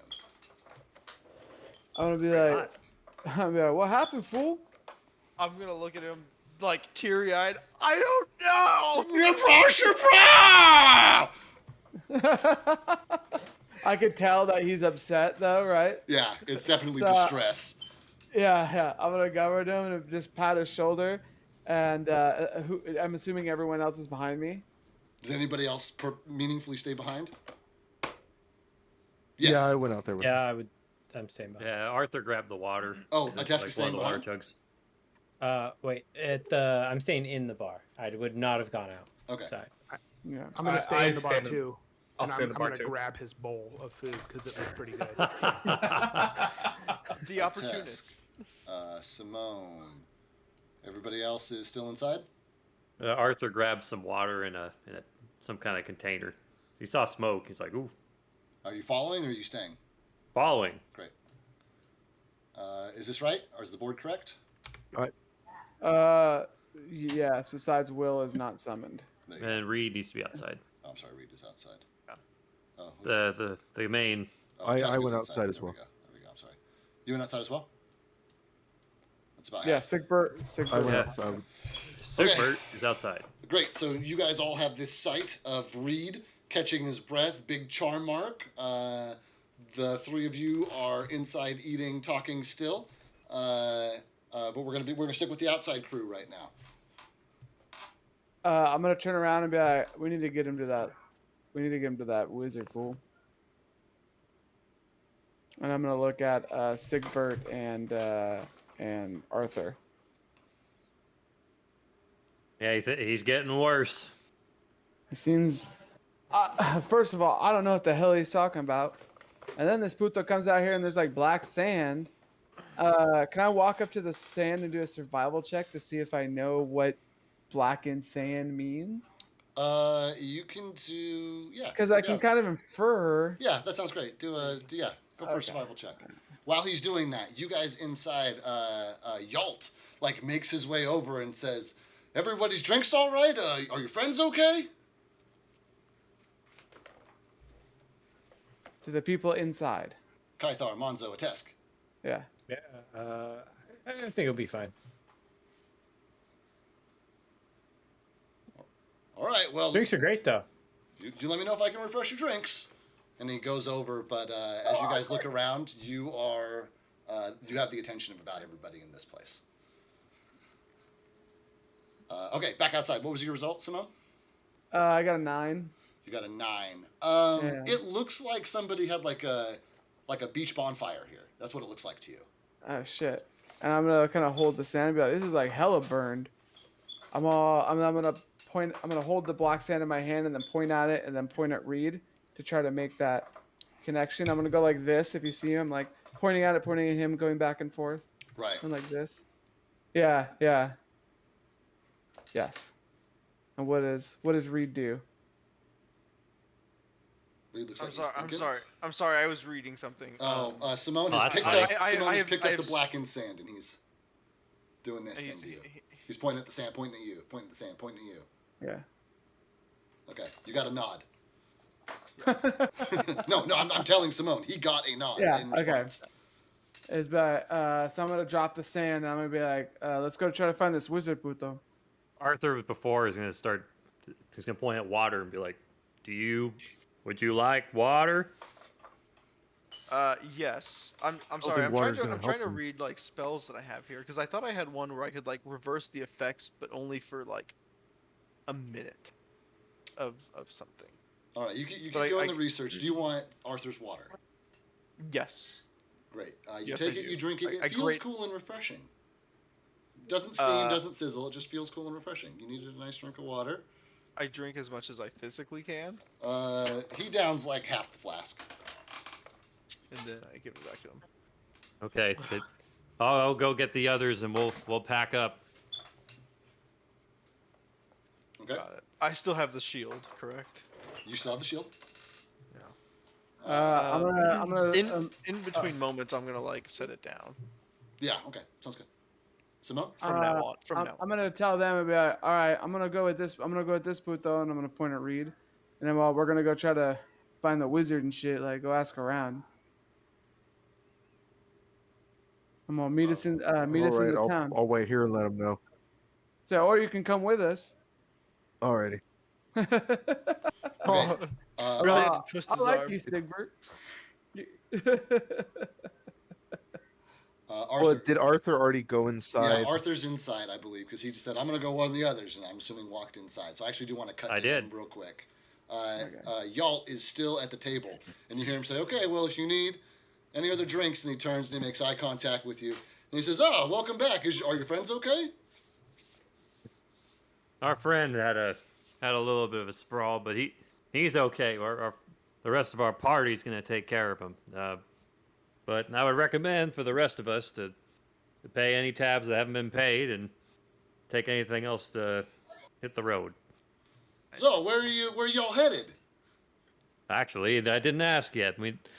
I'll have to go ask with our party head. But in the meantime, we're probably gonna head on out of this fine establishment. Thank you very much.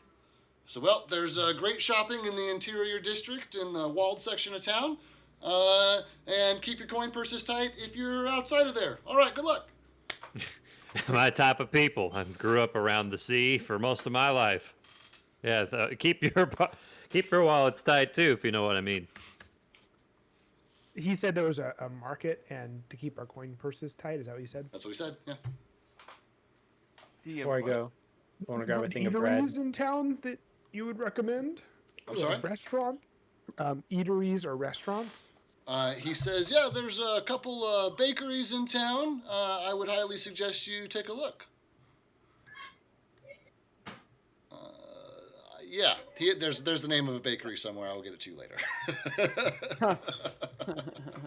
Okay, I'll take my food to go, I guess, unfortunately. Seeing You everybody see starting Arthur to put a bunch of bread in this knapsack. seeing everybody back up, I go up to the bartender. It's like, all right, time to close out.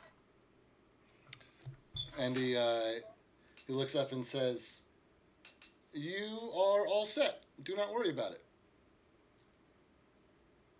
Sounds good. And I stumble out with a full belly. Sounds great. My top button of my pants may or may not be unbuttoned.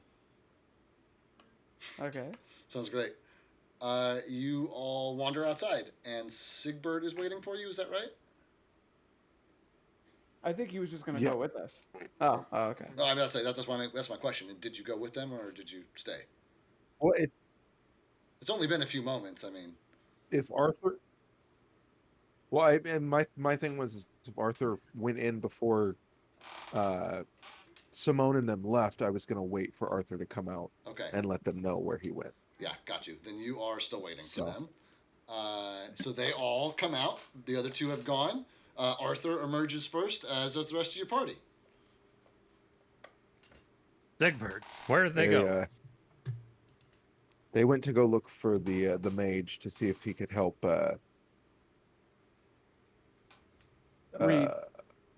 Reed. Ah, yes, Lied. Reed. Yeah, Okay. but I'm not exactly sure where exactly this mage is at here in town, though. So we may need to ask around. Fair enough. Which way did they start walking in? There's only one way towards town. That way. Yeah, there's only Oh, one direction that towards way. town. Well, that's where they went. That way. Ah, yes. Well, we have the rest of it, and the tabs are all squared up, so we're ready to go. When you are. Give me 1 second. I'll be right back. Someone's Try at to the catch door. up to him. I don't know. Yeah, not a big deal. If you guys make double speed, you'll be able to catch up to them. No big deal. And you guys find yourself, outside the ship, heading towards town. You walk past quite a few buildings, but you can very quickly catch up to them before they even get to this bend here. And so, you guys are there walking together. There does appear, if you kind of glance, there appears to be a small gate through like a large cluster of these buildings with these oddly shaped roofs, these ramshackle buildings. But there is also like the flags of a large gatehouse over along the side.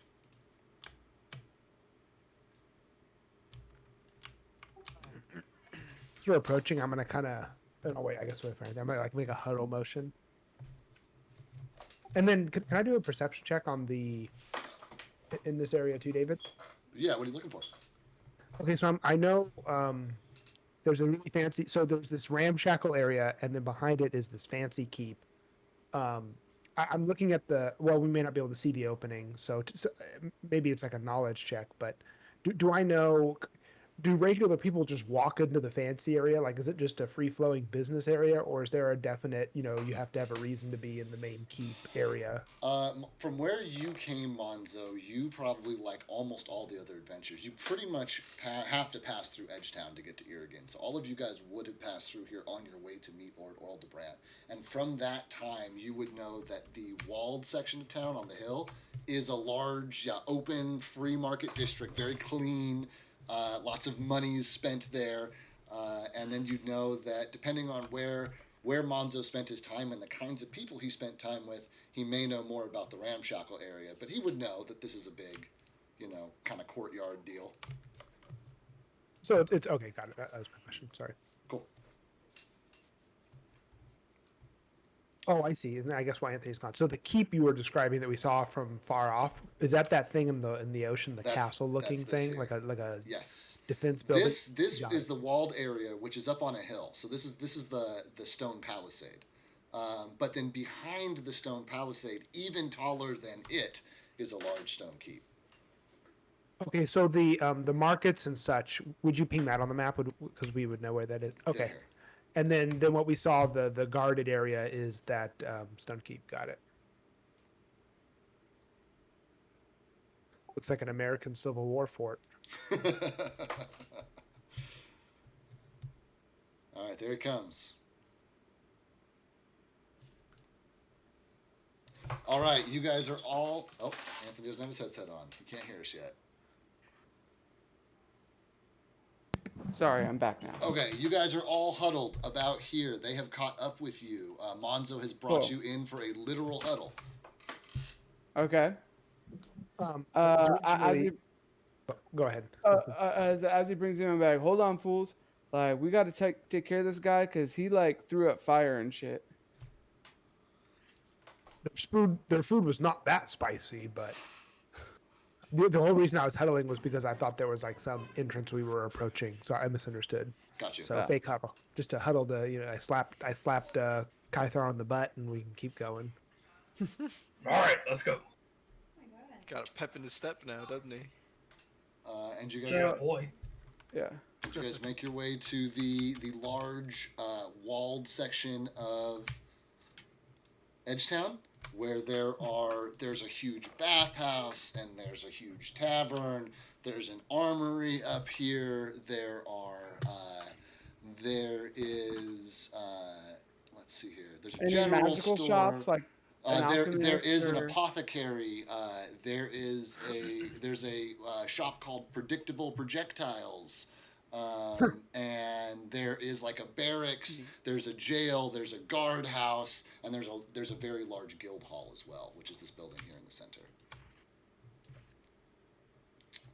And then there are other like houses and things around, and a couple of small storefront shops that are much less imposing than the main ones as well. Before we enter, I'm going to like re-tie down my coin purse onto my belt and like make sure it's nice and strong, that it can't be easily pulled off of me. Being confused and not like from the city, seeing Simone do this, I went ahead and like follow. He's like, okay. Time for Reed. So I'm gonna look around and be like, okay, like we can like split up and try to figure out this shit. Go around to like the different shops and just like ask some questions. Maybe get a few potions. Apothecary first. Maybe they'll give us a way to find that mage. So I'm gonna look at you and be like, actually, I think you should go to Predictable Precautions or whatever the hell you shoot. Precautions. Otherwise, we wouldn't be firing projectiles if we were taking all these precautions. And it probably sounds like arrows anyway. Then Scully died. Well, We're all splitting up. I'm going with Simone. yeah. And I'm gonna be like, yeah, we'll cover better ground and we'll meet back here where I'm like, where we're meeting, where we're currently at. Like, we'll meet back here in an hour, fool. And I'm gonna start walking off with Reed towards the apothecary. Okay. I'm gonna go figure out some information shit and keep your mouth clean. The apothecary shop is a pretty it's a pretty small establishment in comparison to a lot of the other buildings here, but you also know with your limited magical background that most of what the apothecary sells are like small vials and things, and like their entire store can fit behind on a display behind a set of behind a bar counter. There we go, that's what I'm looking for. And there is, I do have the apothecary written down. You approach the sign. It says the Blue Heron Herbery, and as you open the door, you don't see anyone initially standing around, but the doorway to the back storeroom is open. I'll be like, hello? And then, goomp, shuk shuk, goomp, shuk shuk, goomp, shuk shuk, goomp, shuk shuk. You hear this sound coming from the back. It sounds like wood striking wood and the scraping of nails on wood. And before long, there's this just like wild-haired woman with like a hunch in her back. Clearly, she was caught in some age-old injury. Plus, age. This woman of 80 or so years. Age has not been kind to her. She has a gnarled cane that she uses to walk, and that's the thumping and then shuffle of her feet. And she comes out from the back and she's Jesus. And I'll be like, oh, fool, that's like too much right now. He's very taken aback. He has been through some shit. He's very confused. He's, what the fuck is happening? What brings you into my establishment today? I'm gonna walk up and be like, well, and I'm gonna shuffle Reed right in front of her and be like, this fool right here, he can't really speak common anymore. He keeps speaking this weird language, and I was wondering if you could like identify it. This is all I get. And then you hear the rah, rah, yeah. I don't. He's stupid. I don't know. I don't have a cure for stupid. Well, we knew that before, fool, but at least he could talk. And I'll be like, do you know anyone who would know this kind of language?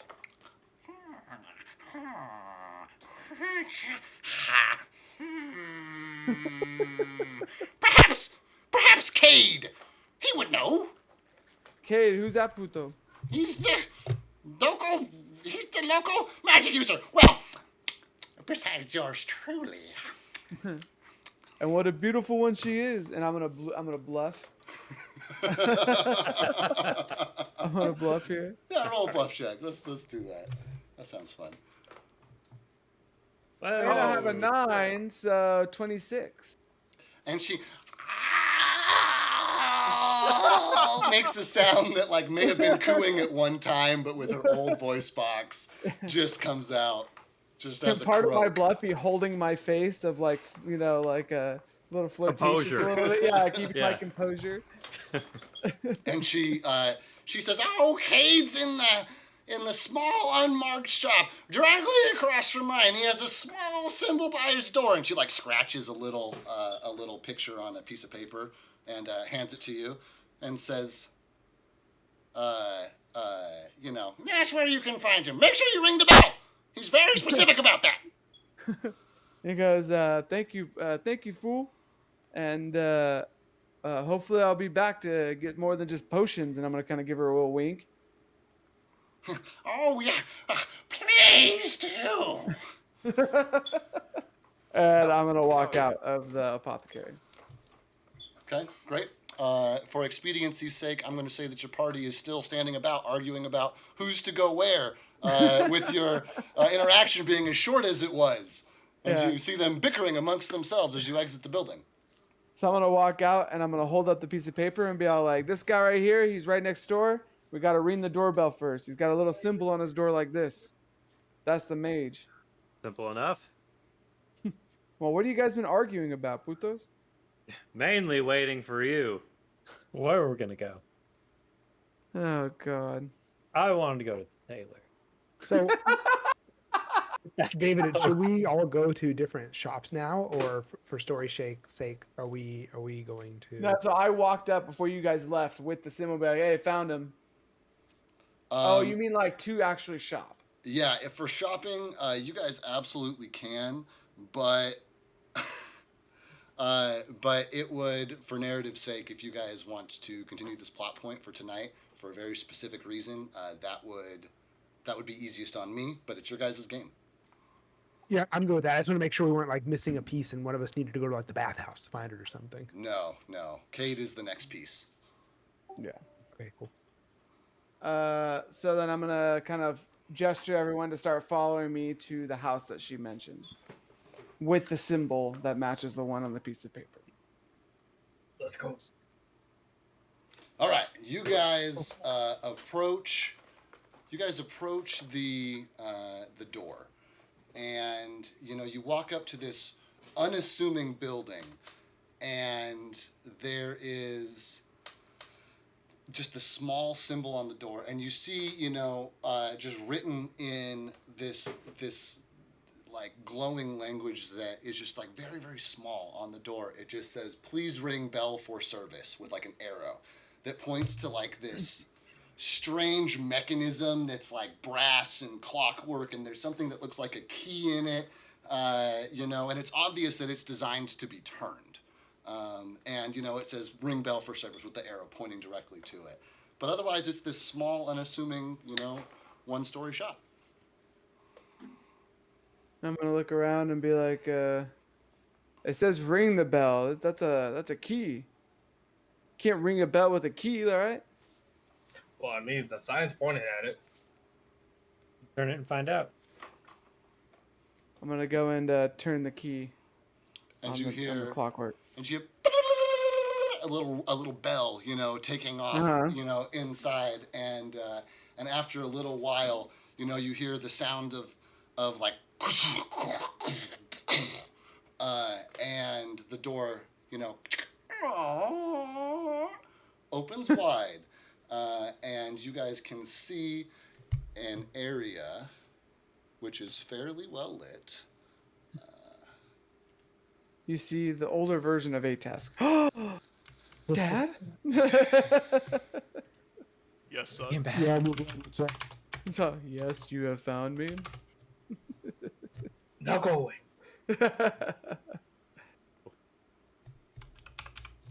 I'm sorry, guys. I need to answer this. Give me just 1 second. No problem. Oh, And standing at the end of this hallway, there are display cases. There are, more books than most of you, except Tyler, have ever, except Task, have ever seen in one place. There's a huge fireplace over on the right-hand wall, a spiral staircase, a huge set of double doors along the back, a large case filled with, and there's like smells of stuff brewing and bubbling, and you see different ingredients hanging around, and standing at the edge is an old, wizened-looking, bespectacled man who, of course, this is the wizard. This must be the wizard. mm-hmm. And and as the bell rings, and the door opens, and you all step into the space, he looks at you and says, "Good afternoon, travelers. What brings you to my humble abode?" What? I'm gonna be like, "Good afternoon, puto." I'm gonna be like, my companion here has this affliction, and I'm gonna kind of push Reed forward and be like, "Go try to talk, puto." Hold on, my volume was too low. I didn't hear what he said. He said, "Greetings, travelers. What brings you to my humble abode?" I think I'm sick. and all that comes out of his mouth is, as you guys normally hear, shaflok, shaflok, shaflok. Yeah. This man is dying. Did you stop at a tavern before you came here to touch yourselves? You just prattle on, calling me insolent names? Bring this man to me. And I'd be like, "Hey, you'd be surprised how much the drink actually cures." And I'm gonna start pushing Reed in towards the wizard. I'm gonna slowly walk Wizard- towards him. The wizard takes the man and brings him over to a causeway between two bookshelves. He grabs a purple crystal from the wall and places it on his forehead. It begins to glow, and as it glows, it pulls an essence from his mouth, his nose, and his eyes, and the man reawakens, cured. I'm gonna kind of touch Reed on the shoulder and be like, "Hey, Reed, you okay? Did he like suck your soul out?" I think I'm fine. Does he hear me normally? Your eyes have returned from Yeah. yellow to its normal color, to their normal colors. The indigestion in your stomach has settled. And, Oh. and your friends finally hear your voice coming out of your mouth in language they can understand once more. I'm gonna give Simone a big ol' hug, and then I'm Quit gonna speaking, say, all of you. Quit speaking. How did this man come to be cursed like this? Answer me, fool. Stop your laughing. I'm gonna point to the shield. Tyler's on Technology. mute. Tyler, you're on mute. What? You're on We mute. didn't hear the last Can thing you hear me said. now? Yeah, we can hear you Yeah. now. Yeah. Fucker. How did you come to be in possession of such an item? Did you steal it? It was the Answer me shield. now. And then I hold up the note that he wrote. That's the same inscription that's on the shield. I take the note from his hand and Is it read in it. English now? No, as you look at it, you no longer understand the language that's written on it. You look at it and it is the same runic language in the same order. You know, it looks like an exact Interesting. copy off of the shield, which you now don't understand. Okay. I crumple it up and I throw it into the fire. I hang turn to on the rest now. of the party and I say, put that shield down immediately. The longer Hey. you hold it, what? Oh. No. I was gonna take the piece of paper and write out what it actually said. It's too late now. It's destroyed, and you won't need it anyway. Okay. I'm sorry. So I'm gonna snap my fingers and point it at Reed and be like, "Hey, fool, put that down!" And I'm gonna point at the shield. Clang, clang, clang as it falls to the floor. You can't possibly know the trouble that you're in, or what this shield really is. If you did, you would have come to me much sooner. I'm sorry it took you to get here. That shield is a beacon. The second you touched it and removed it from where it was hidden, you are now being tracked by some of the most dangerous creatures on the face of this planet. There is not much I can do for you, but what I can do for you, I will. I wish for you all to come inside. Let's take a seat around this table. I follow him into his house and find the closest seat to sit in. I walk around the I group follow as they as well. sit down. Is that Darius? No, it's Cade. No, it's Cade. The danger that you're in is perilous, and there is no way out of it. There is only a way through it. You have one task and one task alone.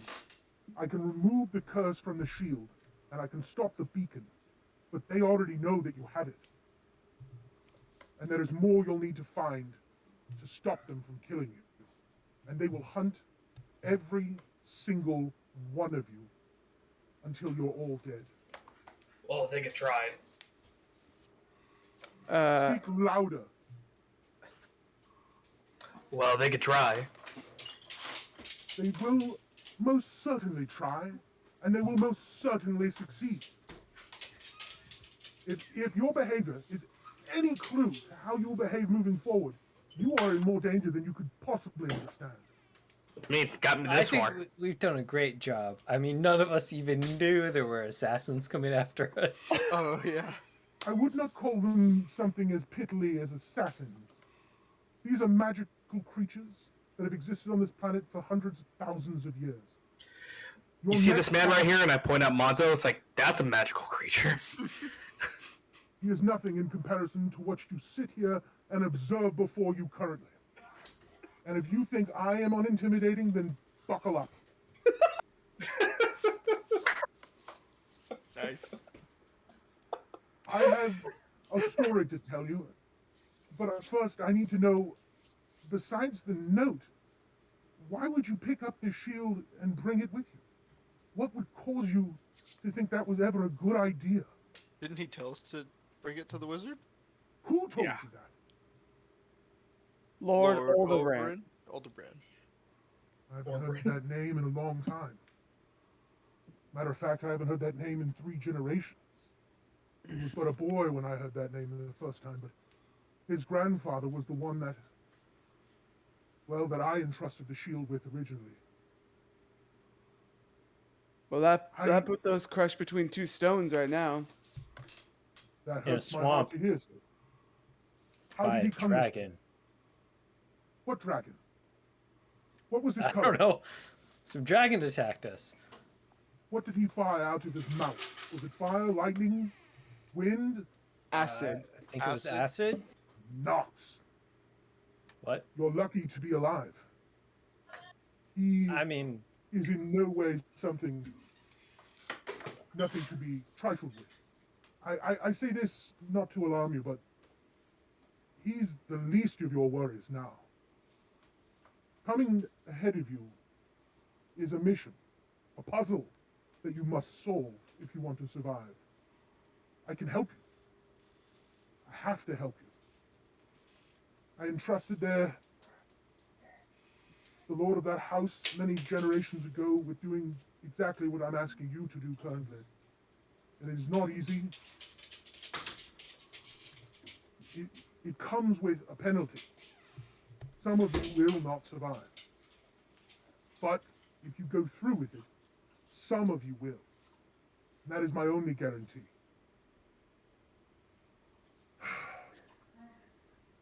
You keep mentioning they, fool.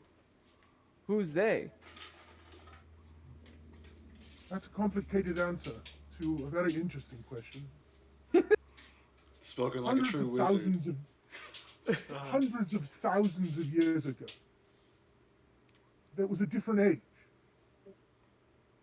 I am one of the oldest creatures on this planet, and that's as much as I'll say about myself until we get to know each other better. Nevertheless, you came across an ancient creature on your journeys. You are now in the possession of the Shield of Prophecy.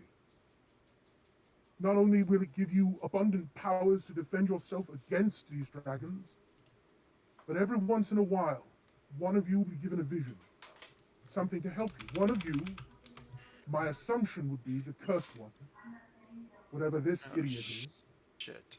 has been given a vision of something that they should probably share with the group. I tried to. Well, that's not the question, fool. Spit it out. Try harder. Let me go. I tried hard. I tried as hard as I can. Nobody could understand what I'm saying. Okay. Well, we just fixed that, so why don't you listen to this old I fuck. woke up to flashes of light and red, orange embers. I was burning up. There was a face staring at me of a young soldier about the same age as me. And then in the distance, I saw a mountain with something circling, flying around the mountain. And then the shield, I figured out what it says. The shield says, Lord of the Skies, forever immortal, smoke and ash, soot and death, ember eyes ever searching for that which quells his fiery breath. It's not so much a riddle as it's telling you what it can do for you. That shield is impervious to the magic of a dragon. And it's not just one piece. That soldier that you saw was wearing an entire set of armor. The most powerful magical properties and the most defensive magical abilities against any dragon on the face of the planet. It's a key to a lock. You're going to be tasked with finding these keys and using them. Sometimes some of you will need to use one piece of it. Sometimes some of you will need to use all of it. But you'll have to work together. You're all in this together now. The Shield of Prophecy is the first step on a quest. One for which I again reiterate is extremely perilous. But if you undertake it, you will become the most knowledgeable, the most powerful, and the most wealthy people on the face of the earth. I am here to start you on this journey, but I can also be there when you need me. After our meeting today, I won't be available to you for 7 moons. But for here, right now, I can get you started. If you have any magical items, I think if you look around yourself, I might be a small collector of them. Actually, I may be the biggest collector of them on the planet. If you'd like, I will purchase these items from you, either by coin or by trade. I have behind me, as you notice, these 2 large doors. Behind me is the single most amazing collection of magical relics, spellcraft, maps, and assorted eccentricities on the face of the earth. Will you undertake this mission? Aye, Don't all aye, speak up at Captain. once. Yeah. Do we have to decide right now? Yeah. I think it would be a good idea because while you're in my home, you cannot be found, you cannot be captured or killed. But the second you step outside this home, you'll be in perilous danger. It's Well- not really a decision I expect you to make without discussion, but it will be a decision that you have to make. We just It stay is here. destiny. Why don't we just stay here? Yeah, I was gonna say, why don't we just stay here and just work for you in the shop? Like, Because I have Forever. enemies. Because I have enemies just like you. we'll And if deal I with them. don't- You cannot deal with these ones. Not yet. Not until you started this journey. Not until you found these keys, these pieces of armor. It's imperative. I cannot leave, and you cannot stay. Like I've said though, who is going to kill us, fool? How are we in perilous danger? Well, You know the sounds like the story. dragons. You know the story of Azarath, the Eternal Keeper of the Draconic And Stone? a Tesk, for sure. Yeah, 100%. absolutely. You know that story.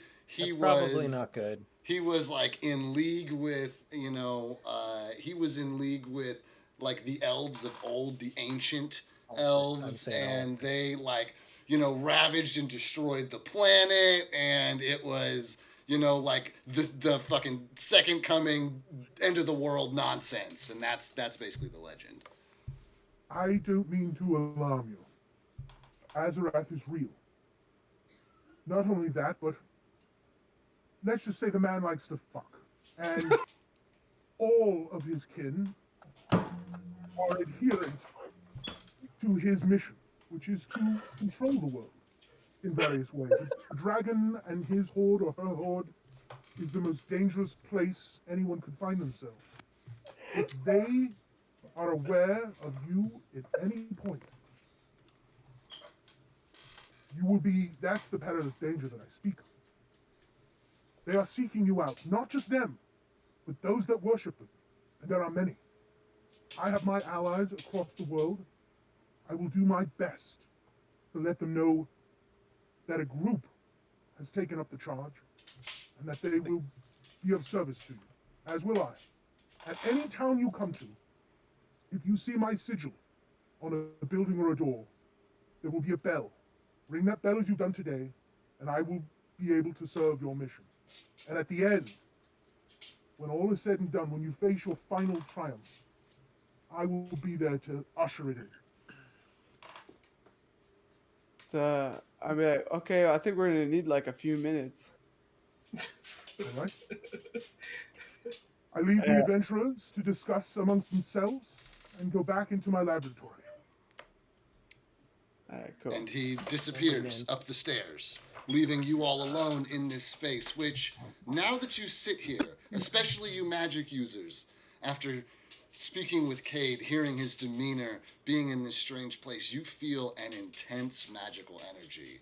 And his speaking about, in my home you cannot be found, especially those of you who are familiar with magic know, oh yes, that is because this place has its own magic, that magic of Cade, which has been crafted. And if he is truly as old as he says he has had, then the simple utterings of these spells have taken more than a lifetime that you will all live. And this is your DM kindly informing you of the super intense magical energy here, because my players have a tendency for shenanigans. Never. Seems like a Simone pretty simple and decision. say, are we gonna ask why ringing the bell is a key turn, or no? We're just gonna leave that alone. Well, I think that's a good question. I think we should focus on the fact that dragons like want to hella burn us and eat us, and this Puto almost turned into a dragon, and we need to. It sounds like we got one piece that can protect us. Anyone use a shield here? You're the only one that uses a shield, right, Puto? Yeah, that's it. It's a shield. Somebody's Cursed. welcome to You heard try. him. Kate said he was cursed. He said he was cursed. Anymore. What is a dragon? He's like this. It was the big Puto that attacked the town that we were just at. It's just like there's different flavors though. Like one shoots fire, like one shoots like lightning. Other Putos, this one showed like acid. Well, it seems like a pretty simple decision. Either we're gonna die separately, or we're gonna die fighting together. So Doesn't sound like a choice to me. Sounds like we're gonna fight something along the lines of an acid dragon at the low side, and at the high side, some kind of demonic force that sounds like Satan. Lean over to Sabacho. Did he say we'd be rich? Sabacho? He's Sigbert in this game. Sigbert. I mean, I think it was implied. Yeah. Yeah, you said wealth, knowledge, and power, right? But he also said some of us might die. Is that something everyone's willing to? Right, but we'll die anyway. So. Again, is this really a choice, or is this just a acceptance of what's to come? I'm gonna eat mine in, and I'm gonna take my mug that I took to go and slam it on the table. Yeah, Simone kind of has a guilt right now, because I was the one who grabbed the shield initially. And Simone can react to that however he wants.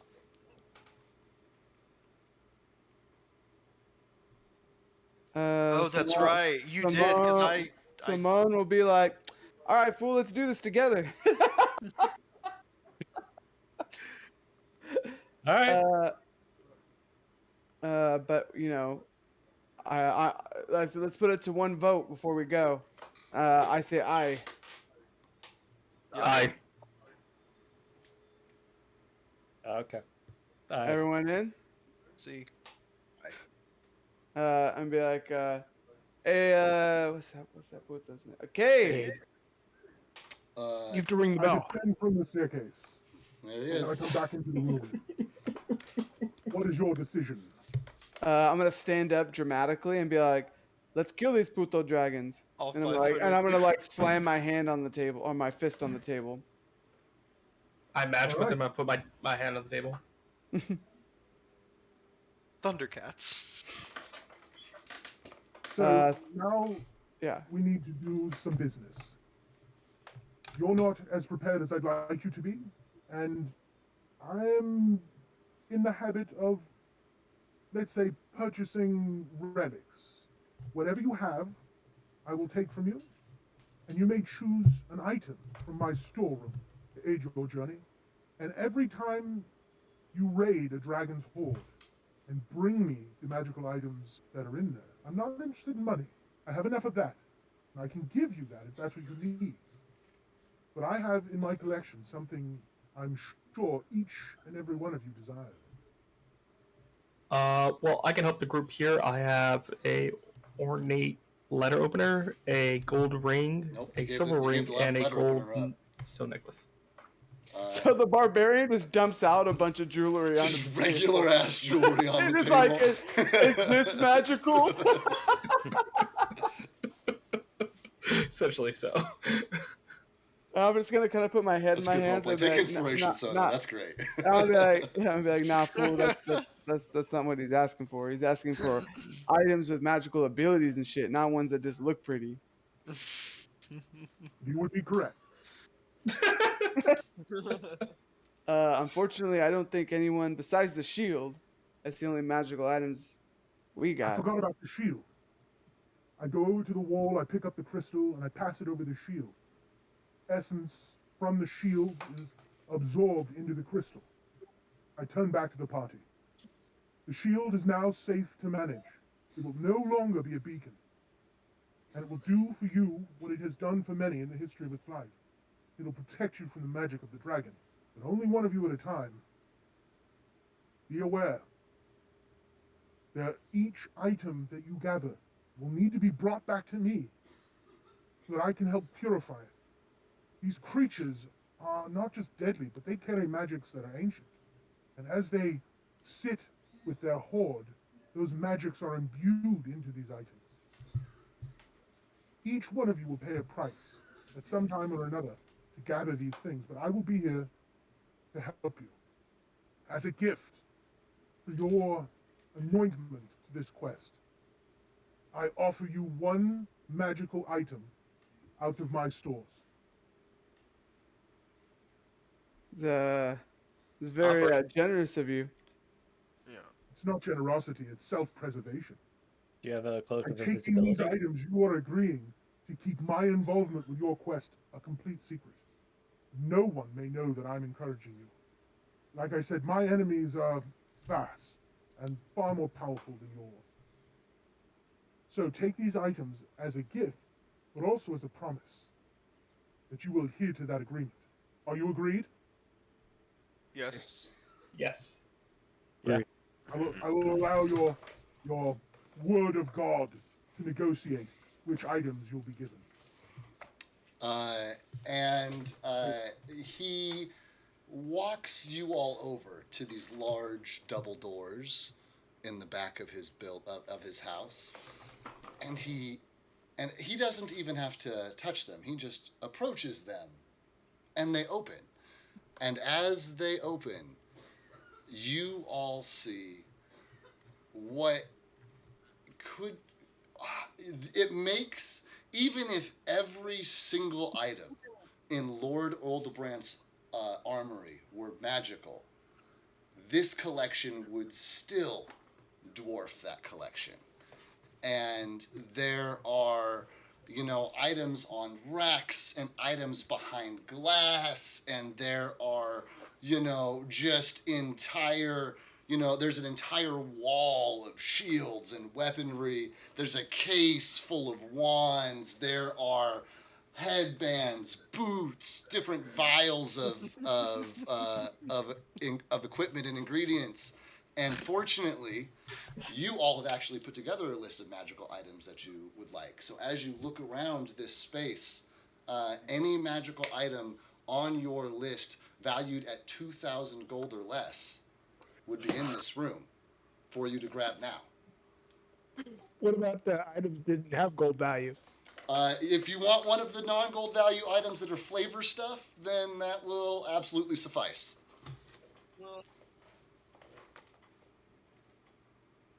I gotta double check everything. That's fine. You Yeah, guys I double gotta- check I know. your list. It's not like you're going to be fighting something in the next 20 minutes before we end the session. So you've got time between So we can this message you. and the next session, right? And I would like for you to please just confirm with me what those are in case there's an item I missed that could be, an issue for whatever reason. Just float them by me. But if they're on your list and they're under $2,000, likely you can just have that item. But just shoot it to me at some point between now and next week. But narratively within the game, Cade allows you all and allows you all to walk into this room with this collection, and you can feel his eyes burrowing into the back of each of your heads, and it seems like no matter who you are or when you glance up at him, he is dead eye making eye contact with you. And as each of you cross the threshold into this room, there's an audible whoa, and the hair on your arms and legs and the back of your neck stands up, and there's like this static charge in the air, and and whatever magics protect Cade's home exists tenfold within this space. But What he presumably, means to say is, if you try to take more than one item, this room will exact a cost that you cannot return from. One item, please. I know what I want. and I don't need to know what you're taking. I just need to know if anyone's trying to take 2 items. I am not trying to take 2 items. I am not trying to take 2 items either. No. Nor am I. Very wise.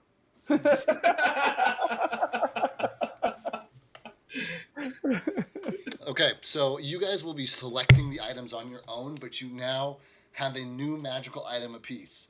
You have more information about this shield. You know that this shield is no longer a beacon, and your friend can now speak the common tongue once more. You have these items, and you are standing, once more in the common area of Cade's domicile, and now is your kind of last chance to speak with Cade before going upon your journey. Even if you stay in town, Cade has warned you that he may be hard to reach for a while. So this is your opportunity. So how yeah. does this shield work? The shield works like the shield works. If magic from a dragon interacts with it, you will be safe behind it. Okay. As long as you hold the shield, you are impervious to any front attack. Front attack, not behind. But let me also say this. As I mentioned when you first arrived, this is as much a puzzle as it is anything else. I have clues to those puzzles, but I don't have answers. One of the things you'll need to do is find the next piece of the puzzle. I believe it's the draconic helm of the 4 winds, and I believe it lies in a lair in ruins to the south. If my maps are correct, it's called Tristandon, and it's south of Edgetown. I believe you should stop there and return to me here, and I can give you another piece of this puzzle. Do you have any further questions for me? Do you know what kind of place you're sending us to? As much as I would love to give you that answer, I do not. I know that it is dangerous, and I know that it may very well include a contact with the dragon. So before you go, make sure you're well supplied, and make sure you have a plan. Thanks, fool. Speaking of Definitely well not our supplied, strong do you suit. have any favorite local places to get food in this area? Most of the taverns I frequent are because I need to speak to someone, not for food.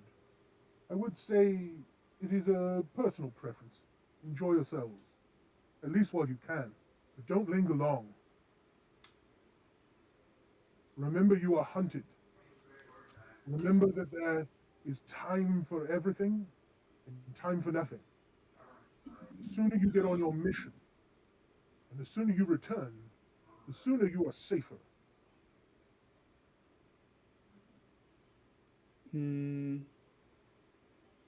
How can we get in contact with you, fool? Do we have to come back here?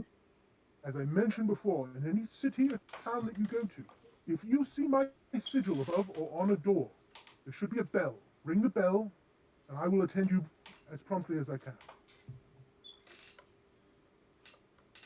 So, do we have any other questions before we have to get going? I'm gonna look at the rest of the party.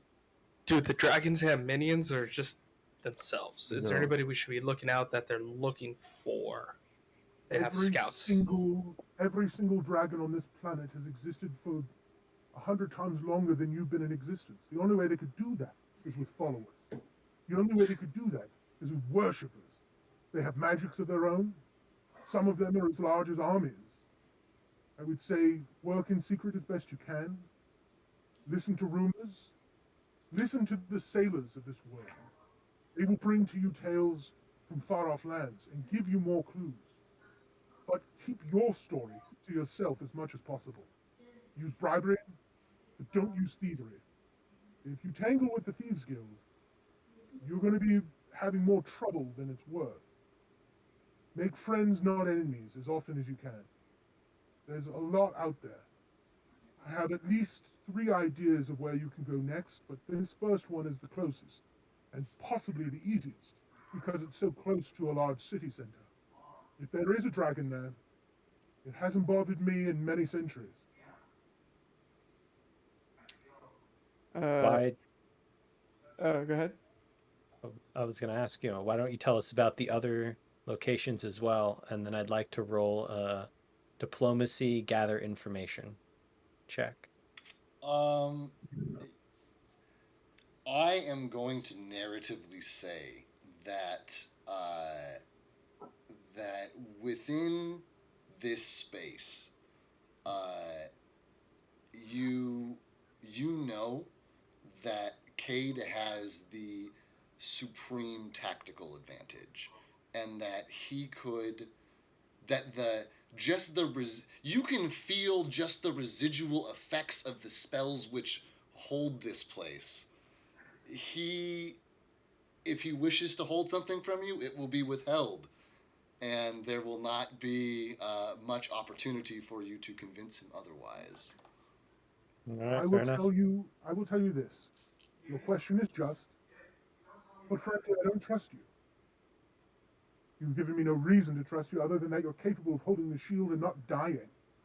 The fact that you got this man here before he succumbed to this curse is a miracle. Or you are who I've been looking for thousands of years. You are who I've been searching for. You're capable of undertaking this mission.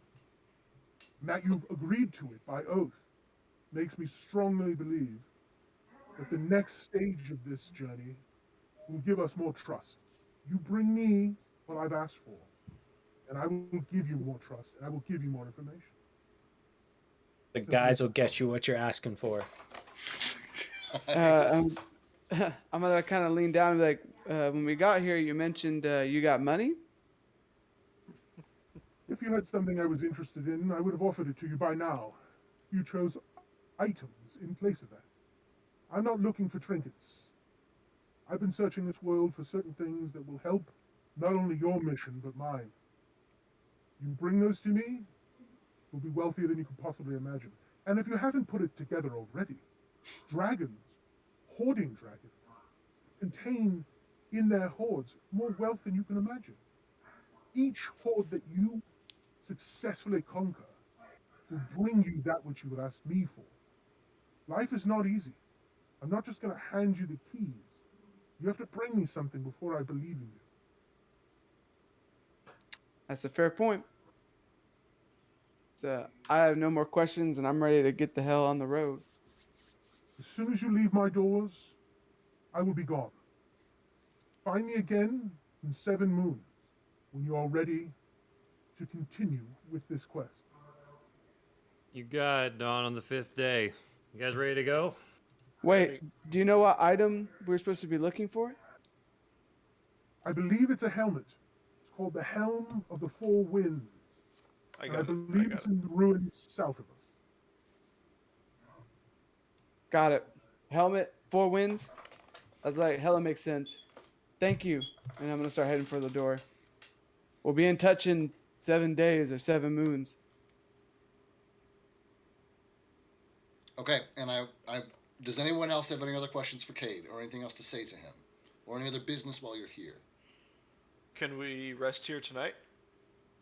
You may not stay in my dwelling. As soon as you leave, I must leave.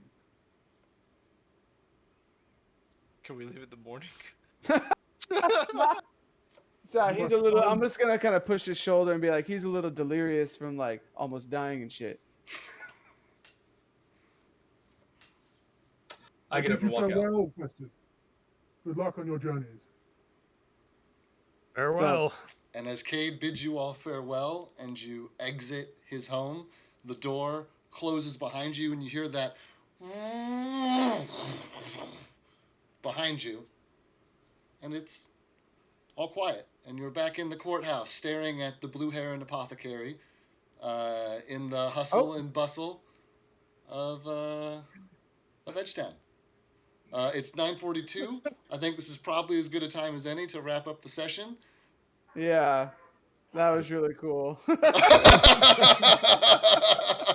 Yeah, tell Matt I said thank you. That was really awesome. Oh, man. Holy Yeah. shit, Matt is really was good at so that.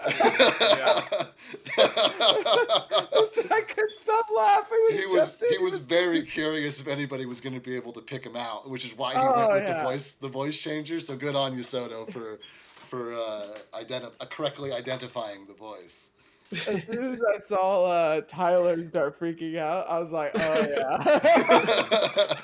When it first started, I have my notifications on Discord really low, so I didn't hear anybody join, and I was like, "Oh shit, David has a soundboard." So I And I thought was at like, "Oh, first. these must be canned responses." I didn't hear the first one, and then 1 or 2 in, he's like answering questions. I was like, "What the fuck?" I was like, "Is he typing? I can see his hands. He's not typing into a Yeah. soundboard." Yeah, I said it sounded like you were typing for a second. I was to Matt telling him because I've been texting him all night. Like, okay, they're at the edge of Edgetown. They should be seeing the wizard like anytime now. And then you guys went to the tavern. And it was like, all right. And then you went to the thing and you started shopping. And I was like, fuck, they know where he's at. And then you guys then Aaron asked me, and I was like, it would be really convenient if you guys would pursue the plot thread so that the guy who's been on standby for the last 2 hours can like do his bit. That was great. Can we give him a round of come back into Discord and give him a round of applause? You can pass David, it take along. its You want me to yell at him? Yeah, you can yell at him if you want. You can tell him that Soto called him out. And that Soto's the one who identified him. Would I win? You win the love and admiration of Matt. There you go. Hey, there we go. Just on the But cheek. Matt and I have been building this world together, and basically about 2 or 3 months ago, I asked him, "Hey, would you have any interest in like being an NPC in my campaign? Like, I know that you don't want to play, you don't want to learn the rules, but you obviously, have The a role play is on point. right. Yeah. He's literally he's a screenwriter. It's like he Yeah. So. I'll yell at him in a second. So yeah, that was cool. I'm really glad you guys enjoyed that because we've been Yeah. plotting and planning. We've been having like weekly meetings for the last month talking about That's so cool. Kate's That was character and how you guys were gonna do this and all that kind of stuff. And it's been a lot of fun like working it out with him. And I'm really glad to like hear you guys laughing, to see you guys all enjoying it, like watching Joe's face. I'm sorry, like as like that's what I knew. I'm all the immersion is real when Joe's like, I'm sorry. I am playing Reed as I see him now. What's that? I Might am have to playing turn off the Reed voice as I changer. see him. Oh man, here he is. They all wanted to give you a round of applause, Matt. Soto called you out and knew who you were, and yeah, and they thought it was great. Amazing. Love That it. was amazing. It was great, man. Thank you. Yeah, it was funny. I think he's getting his voice changer working. Or undoing his voice changer and talk to us in his regular voice, one or the other. We He can't could hear just anything, Maddie. stay in character. Yes, thank you. David, do I need to add anything special for this shield in terms of like to my inventory? If you during your next long rest want to actually take some time to attune and inspect it and see what it does, discover its Yes. properties, then absolutely, after your next rest, I will send that information to you. Perfect. Hey, the thing that I want is 2,200 gold coins. Is that an That's acceptable pretty range close. of Out of okay? curiosity, what is it? The ring of feather falling. Yeah, perfect. That's Okay. yours. Yeah. Cool. I'm taking the Ring of Protection. I think that's going to come in handy, Same. especially if we're going to be around dragoons. Are you there, Matt? Apologies. I cannot hear any of you. Oh, we can hear you. Oh The man. commitment. I I love I it. don't know if you can't hear me, but Thumbs up. I can hear Yeah, you. Yeah, we can I hear you. Yeah, we got you. Yup. That was great. We were giving you a round of Yeah. applause as soon as you came in. That Amazing. was great. Technical difficulties. I should just get up and go help him, but It's okay. Pass along what we were saying to him and make sure he understands how grateful we were. That was great. Yeah. He's just yelling. Yeah. He's right up the hall. he's not very far away. Yeah. I said, just pass along our stuff. Okay. At least He yells so much more than I do. So You know, Just I get him believe back. that. At least I believe that. Oh man. That was great. All right, well, I got to get off, but that was amazing. I loved it. Yeah. Such a surprise. His immersion was amazing. The writing was great. I had no idea that the stupid shield that I picked up that I thought would just get us a lot of money turns out to be some beacon that dragons want to kill us now. So that's great. Yep. I'm more interested. I thank you for my experience. You know what? I don't have any control over who carries the shield, but I did figure it would probably be you, Reed. So. Well, it looked a little heavy on him, so I asked if he wanted it off his hands. Yep. And he said yes. Yeah, so technically it's your fault, puto. Oh, thank you. You're welcome. What were you saying, Aaron? You're most excited for what? I'm more interested in his character than I am in mine. In his short presentation. Well, let it inspire you to dig deep and see what you've got for your character. Yeah. Cool. Yeah, Well, I it's want to fun. thank you guys for playing with me. I know some of you got to get off really quick now. I'm going to go Yeah. shut down the stream. Anybody who's Okay. still here, I'll talk to. Anybody who's not, have a good time, and I'll see you guys this weekend. Have a good night. See you this Yeah. weekend. Bye. Bye, Nice, guys. folks. See ya. All right. That was so cool. I'm so glad that worked out. That Matt and I have been planning this for months, and he's had a lot of time to get into his character, which is great. And that was part of the reason why I wanted to outsource one of the main kind of plot point driven NPCs to a friend of mine with excellent oration and narrational and writing abilities because it's like I only have so much bandwidth, and so keeping track of the whole game is great. And I could have made Cade, and he would have been interesting, and it would have been fine. But now I get to play with my friend Matt as well, and he gets to play with the rest of my friends, and we all get to play D&D together. So this has been great. Thank you guys for watching. Anybody who's checking this out after the fact on YouTube, thank you for hanging out for 3 hours on the nose. Wow, look at that. And until next time, guys, we will see you later.